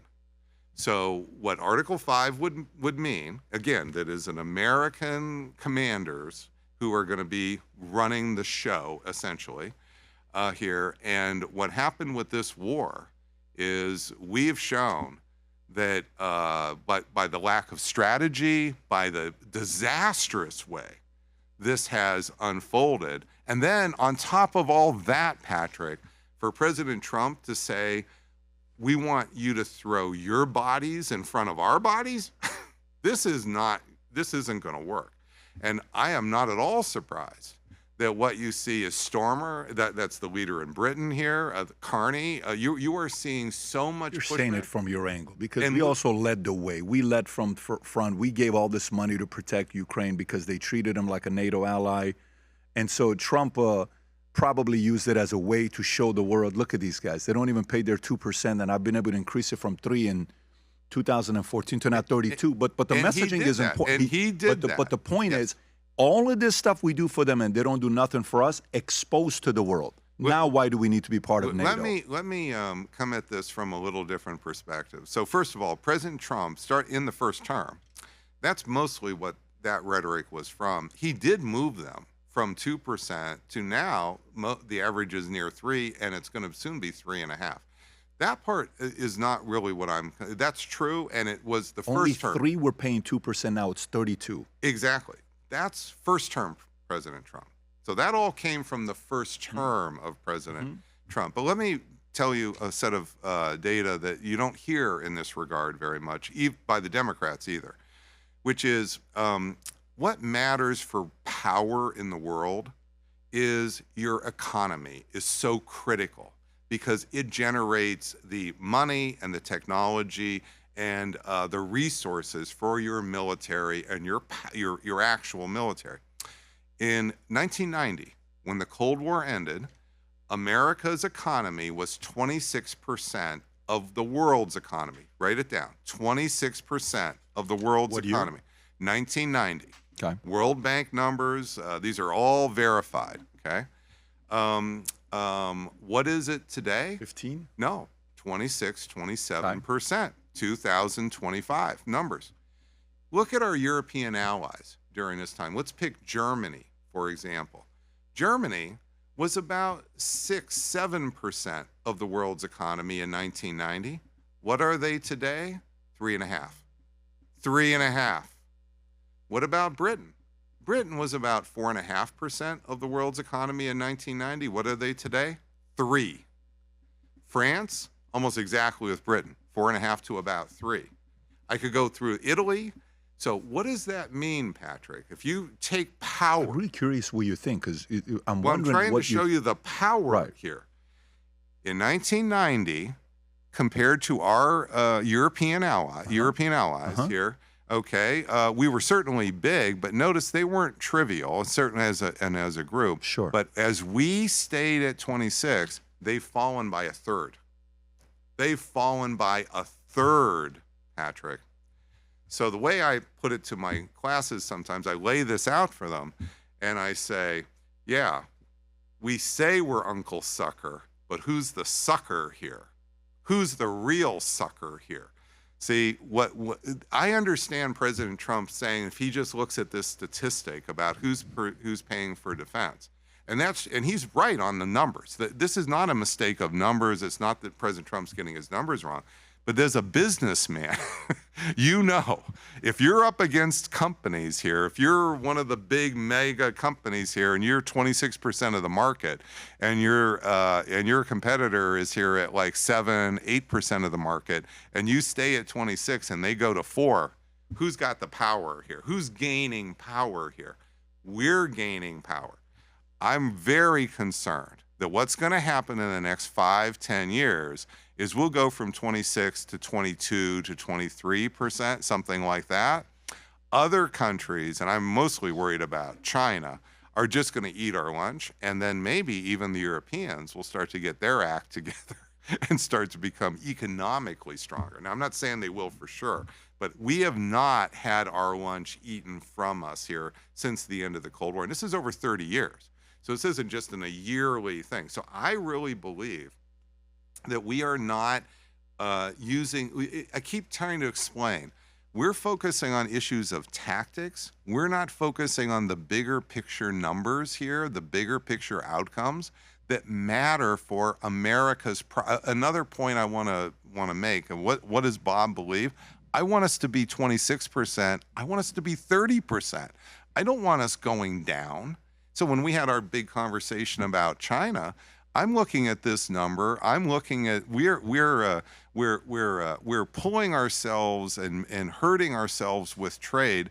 And I'm not coming at this as some liberal normative. Let's make other people richer or something. No, that's not it at all. I'm looking at this from essentially a primacy lens. I'm looking at this. How does America remain the number one most powerful, wealthiest country in the world for the next 20 years? And I think we need to understand that we have actually had quite a set of advantages versus Western Europe and also Japan. You know what Japan was in 1990? 10%. Japan was 10% in 1990.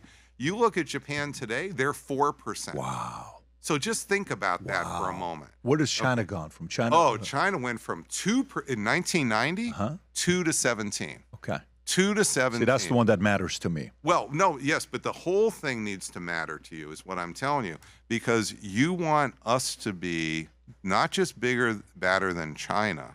You want us to be the biggest, baddest, richest here, 26%. That's what's made America the place to come, to be the golden goose, the place to come for entrepreneurs here. If we Ain't become nobody Britain, waking up in the morning going to China. Ain't nobody waking up I'm every not morning worrying about going them to going Europe. to China. Yeah. I'm worrying about that over time we are going to lose this. And I think what we need to do is understand that we've actually made out quite well versus the Western Europeans So you, and also Japan. Yeah. They're not eating our lunch. okay. So what do you think about the chances of U.S. leaving NATO under Trump? Oh, he just announced, well, so just in the last 72 hours. So I've been saying NATO has been dead for about 3 weeks now. So I've been on a lot of these podcasts and so forth.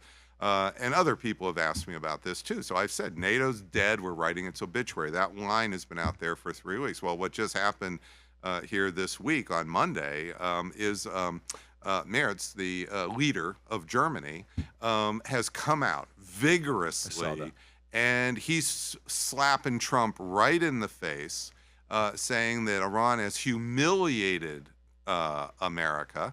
And then on top of that, if you look at the papers, and I looked at the actual documents that come out of the governments, not just simply the, what's out on 30-second TikToks here, they've come out with a new strategy, Patrick. And their new strategy, This one right here. is you're to, talking about. this is the Play one. the clip, Rob. They let them travel to Islamabad and then leave again without any result. A whole nation is being humiliated by the Iranian leadership, especially by these so-called revolutionary guards. And in that respect, That's the clip. So Americans may not want to hear that. And I'm an American, and that hurts me to hear that. But we need to understand that's not unique. Macron thinks that. Starmer thinks that. That's the leader of France and Britain. Carney thinks that. That's the leader of Canada. They're all undoubtedly all of them Xi. are globalists. All undoubtedly Xi thinks that.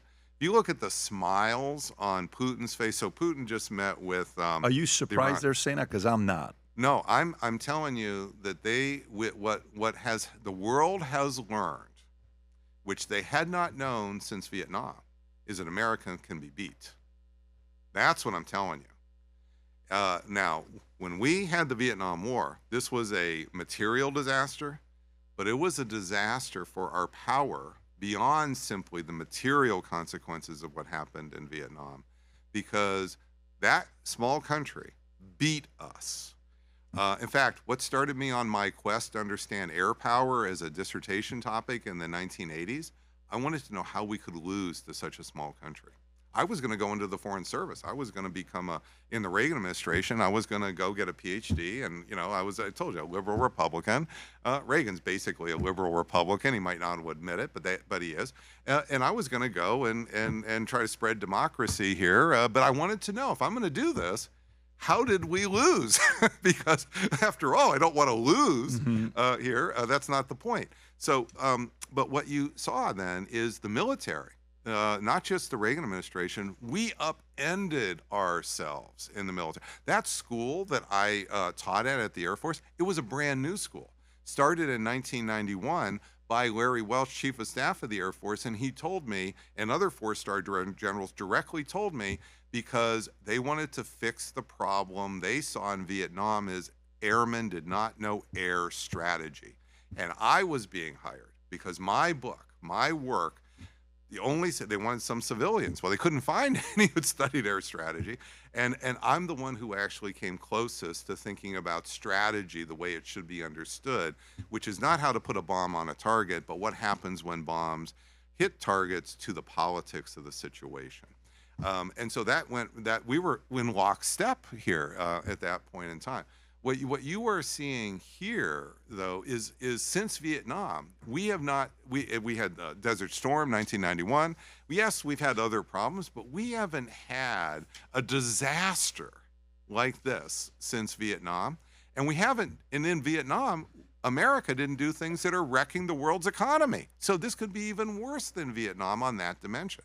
What you're seeing with these world leaders is they have learned America can be beat. Why is the UAE pulling out of OPEC? They don't want to be tethered to Saudi Arabia. Saudi Arabia, even though it's a collective, is the biggest one in OPEC, and they call most of the shots in OPEC. And they, as we know, MBS was on the phone right next to Netanyahu, encouraging Trump to do the regime change bombing.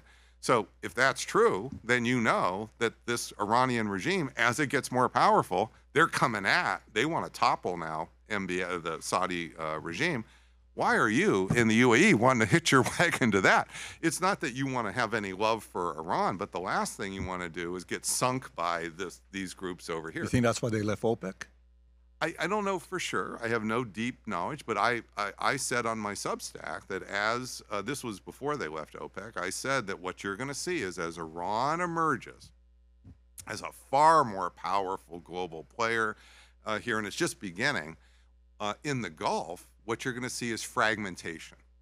That you had unity, you had this with the Abraham Accords, you had Trump, and this was Jared Kushner's idea, really, from going back to the first Trump administration, where you're going to try to counterbalance Iran. Now, he didn't use that term, but that's basically what's happening here, what was happening. And so you're going to build a coalition where it's Israel, it's the UAE, it's Saudi Arabia. If you can bring in the other GCC countries, that's great, and that's what Trump's last May, you saw, he did a wide swing through the GCC countries. And what they're basically doing, among other things, is they're building a counterbalancing coalition against Iran. But as Iran grows, and especially as everybody sees what he is now articulating, Meretz is articulating, is that we can be beat. This is not going to hold together. You are not going to be able to keep this counterbalancing coalition together, and it's not because of Trump's unique. It's because this is the pattern of history. This is going to fragment, and then I explained they would have different countries fragmenting in different ways. It wasn't going to be a unison, everybody moved to Iran. It's fragmentation or atomization. And that's what's happening here. Iraq was actually the beginning of this, as I point out in the Substack.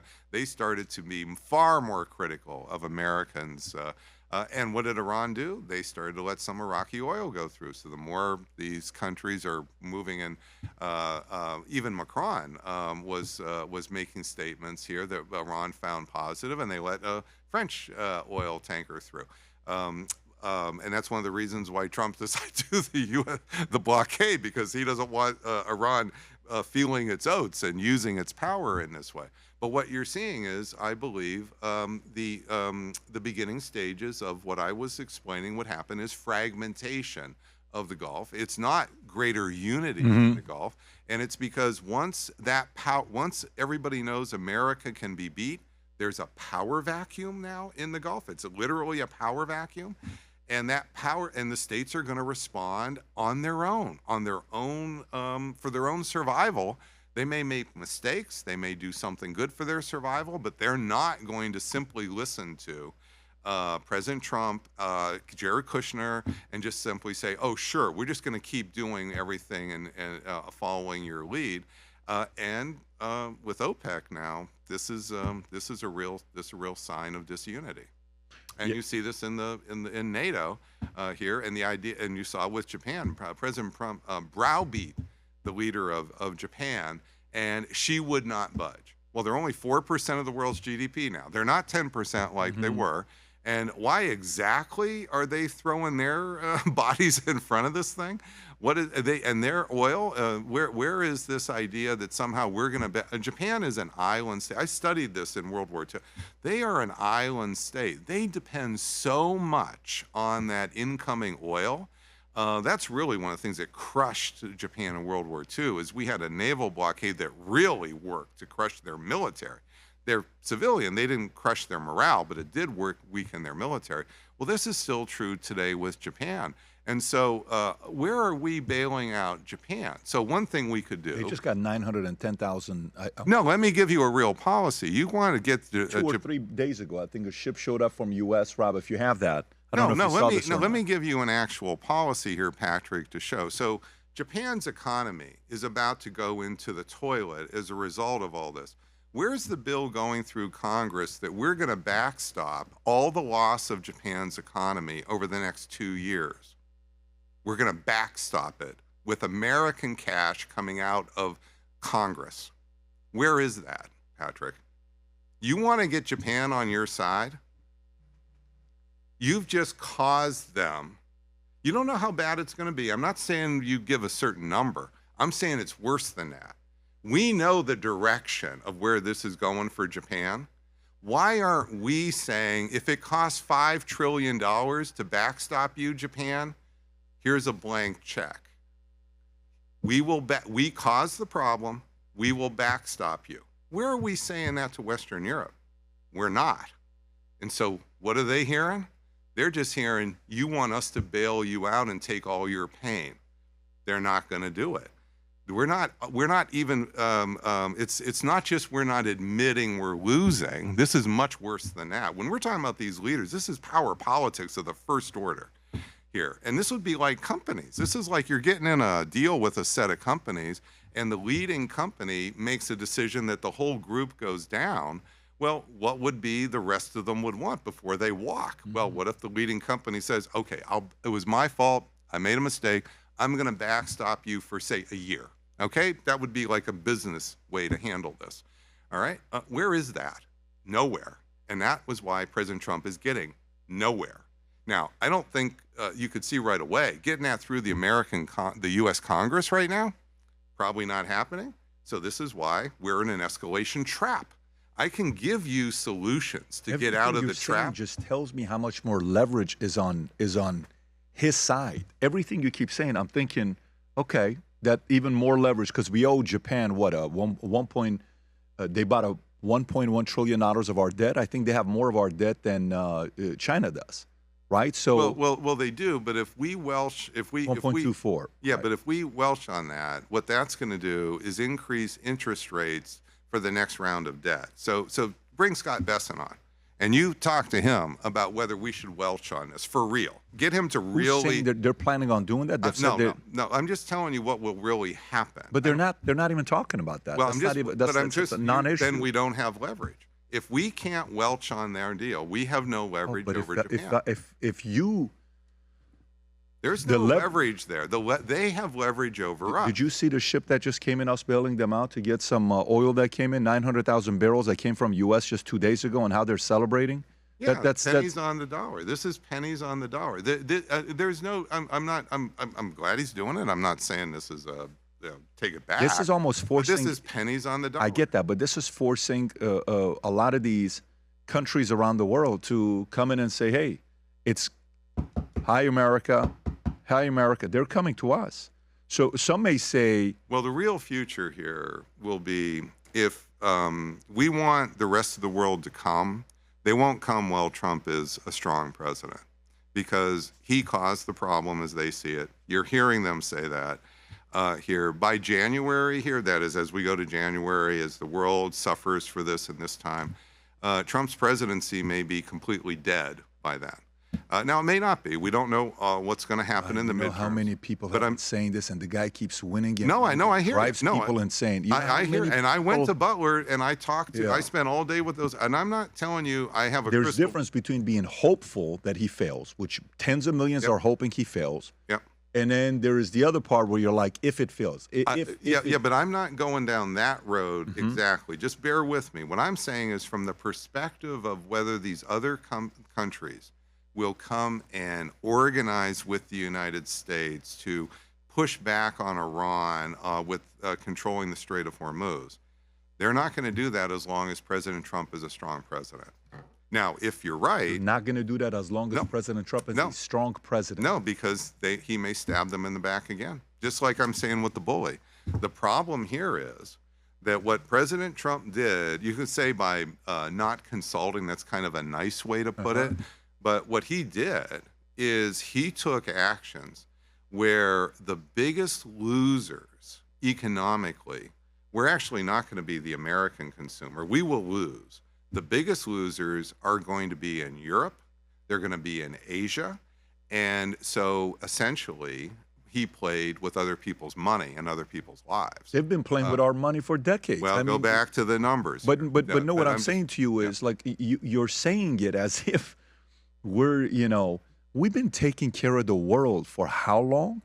You go back and you think about China. China wouldn't be China without Nixon and Soviet Union, because the triangular diplomacy, they were worried that Soviet Union was getting so strong. So let's open it up for China to get strong. We've been taking care of everybody. Yes, but let's look at how much we've gained compared to everybody else. So 1990, here, the Cold War ends. Who makes more money on the Cold War ending than anybody else? It's American companies. We go in, so there's a power vacuum, because what you have is you have the Cold War ending, and that isn't just ending in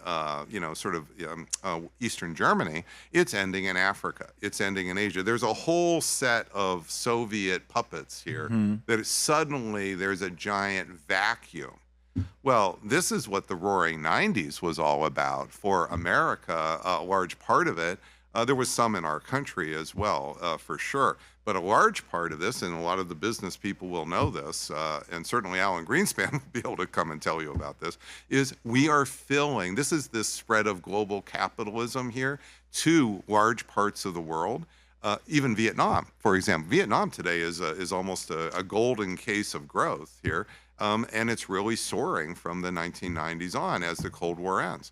Well, that is a success story for America. So we can say, oh, poor us, all we've done has been taken advantage of by the world. We're making out like bandits here, and I think we need to understand that that's really healthy for us. That's how we're staying at 26% of the world's GDP. We're making out as change happens. But to say, it's hurting them, and this is not fair what America is doing because it's hurting them. Well, if America eliminates a potential enemy, a long-term, that would like to kill the Western way of doing anything, IRGC, that doesn't want to do business with anybody, maybe that benefits the world. Now, you could disagree and say, I wouldn't go and take out the 50. I'm with you right there. It's just we have no strategy to get there with President Trump. You think you're not on the inside. Can we make comments like that and we don't know, right? To be honest. All I can say is, I will say there's no evident sign of that strategy. And there's a lot of evidence of everything going negative. So if this were 2 months ago, that would be a different story, Patrick. But it's not 2 months ago. This is not just the opening days where we're going to have a short air campaign and things are going to work out, and President Trump has many off-ramps here. President Trump, we're now at, I believe this is day 60, if I remember right. So we are now starting the third month of this. So it is high time now for if there is a strategy where we can be confident. I agree. It's time. And the idea that we just keep what President Trump has said is his strategy, because he was given a set of options here just a couple days ago in the Oval Office. It was, does he start the bombing campaign up again? Does he pull out everything? This would be, well, we marched in, let's completely march out. Or does he do just keep the blockade? Those were the three options on the table. It's not a strategy. Those are just military options. They're not being tied to ends. That's just that's tactics. He chose the middle ground to basically keep the blockade going. That's not a strategy. That is a set of tactics. And there's no connecting that to the outcome. And I'm saying there's a big problem with connecting it to the outcome is, where is the case of maximum economic pressure crushing a state like Iran? We have plenty of cases where we've done that. We just had Iraq. In 1990 in Iraq, we slapped on the toughest oil sanctions blockade in history, bringing down Iraq's GDP by 47% for 12 years. For 12 years, we crushed Iraq's GDP more than we had any other country before with economic sanctions. And it was really a tight blockade because we stopped the land routes as well. That's what led us to do a ground war. And what happened to Saddam Hussein's regime? It did not crumble. It did not crack. The same problem of the water, we're worrying about the water going in, and this was not enough. It did not happen to the extent, and so forth. What happens instead, and this is my area again, how the pressure affects the politics. When you take a country and you weaken it economically, and you cut its pie in half, and the government is still in place, what does the government get to do? Redirect the remaining half to its supporters, take away the resources from its opponents. And that's exactly what Saddam Hussein did, and that's what the Iran government is doing. They're going to privilege the Revolutionary Guard. They're not going to first take money from the Revolutionary Guard to go pay the pro-democracy movement in Iran. That's Saddam Hussein, same thing. Yes, the country's pie, the economic pie, is cut by half. But what happened is you became more beholden to support the dictator you didn't like. And by the way, that's not unique to Saddam Hussein. When Germany occupied France in World War II, you know, they beat France in 6 weeks, and then they occupied it for 4 years. Notice that there wasn't an uprising by the French population. Why not? It's because Germany held all the keys to the economic flows inside of occupied France, including the food. You wanted food and ration cards? Guess what you had to do? Go to the factories that were working for the Germans. You don't want to go work for the Germans? No problem. You just don't get any food. Okay?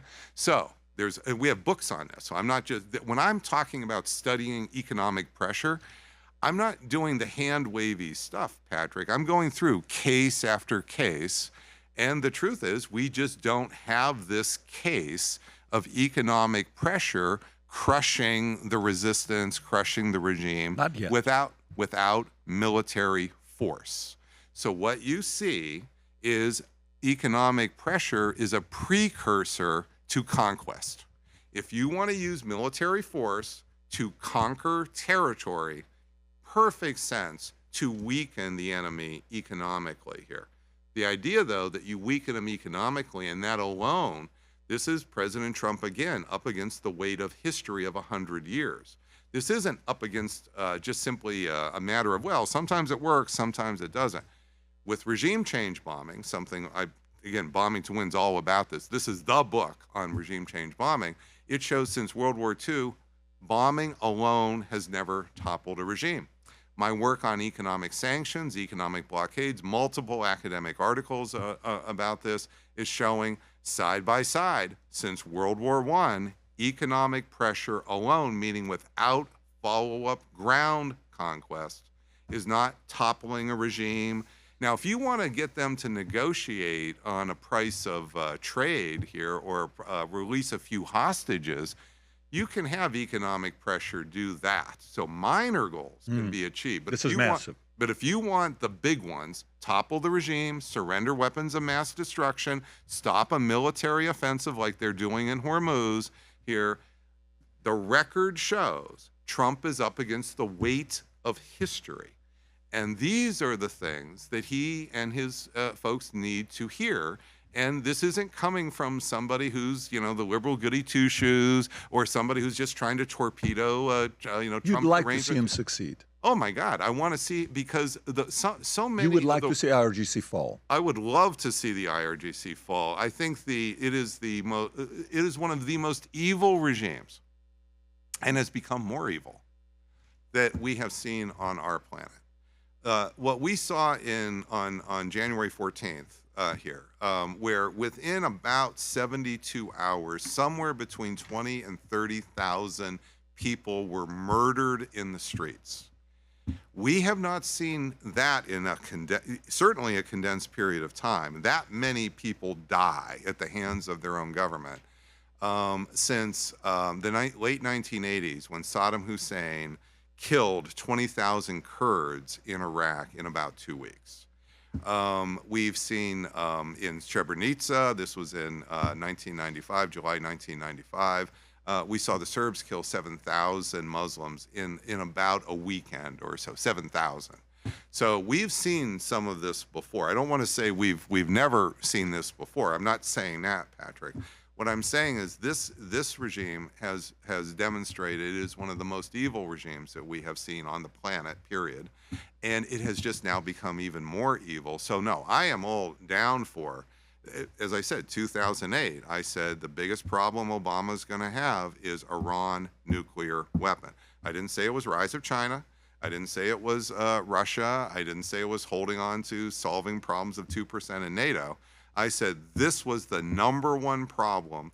And I got to say, I was not part of the Obama administration, but everything I saw is he took it seriously. It was his number one problem here, and he was willing to make deals with Russia and China in order to do what was necessary to do the coalition to get basically a weak deal. I am not saying that JCPOA was a great deal. I lay this out in my class in detail. I tell them exactly what the limits of it were, what the advantages of it were. I just want something better, and the idea you're going to throw away something that's half a loaf for a magical hope of a full loaf.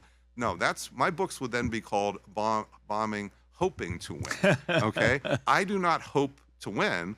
I demand, and basically on the right and the left doesn't like it either when Professor Pape gets in the room, because I complain about their economic sanctions. And I explain that you're killing people with these sanctions because you end up having the malnourished, the young people here, the people under 5 years old. They die when there's more malnutrition. They die when there's more disease. So these economic sanctions, this economic pressure is not humanitarian the way it's often, sort of articulated. And the truth is, when I go toe to toe with the folks on the left on this, of which I've done in print, they don't like it either. So I'm not really picking favorites here. I'm holding people to a common standard, which is have a strategy to win that takes into account the downsides for real, not just blow it off and say, oh, well, no, we'll solve those when we come to them. I think you're fair, and I think it's a voice that people need to hear. My opinion, this is why I listen and see what you're saying, to see what blind spots. I hope the audience enjoyed it as much as I did. Oh, my God. We're going to put the links below to all your books, every one of them, especially the most recent one that came out. Rob, if you can make sure put the links to all three, and maybe put the recent one all the way at the top so the audience can go find it, direct link to Our Worst Enemies 2026, and the Substack that he has, if we can put the Substack there as well. Thank you very much. Sir, this has been a pleasure. Thank you so much for coming down. Excellent. And I so appreciate that I believe you ask questions and push back the way your audience would be if they were sitting right here. And I don't know. I've never met President Trump. I can't say that it would have been. I think maybe a version of it, although I suspect he would be pretty tough. Okay, not necessarily nasty, but that's fine. I'm up for that, because if it turns out there's a better position than what I'm offering, I'm down for that. What I love about you, works for America. What I love about you is you're about America winning. That's right. And as long as we can have different ideas and disagreements, as long as we both want to see this country win, absolutely, we're on the same team. We don't have to agree on everything. We want that to be the same. Okay. Thank you so much. Thank you very Appreciate much. you. Absolutely. You know, this whole thing with Vitamin and PBD podcast started with a phone, me and Mario. That's it. And it grew today to, 15 million subscribers almost and 164 full-time employees. And that relationship, or you watching us and supporting us, wouldn't happen without you. But did you know 51% of you that watch the content are not subscribed to the channel? And it would mean the world to us if you could press that subscribe button and notification. Why? It allows us to grow, hire more, do bigger interviews, have a bigger team, and deliver a better product to you. So if you haven't yet, if you don't mind, press that subscribe button. It would mean the world to us. Thank you so much.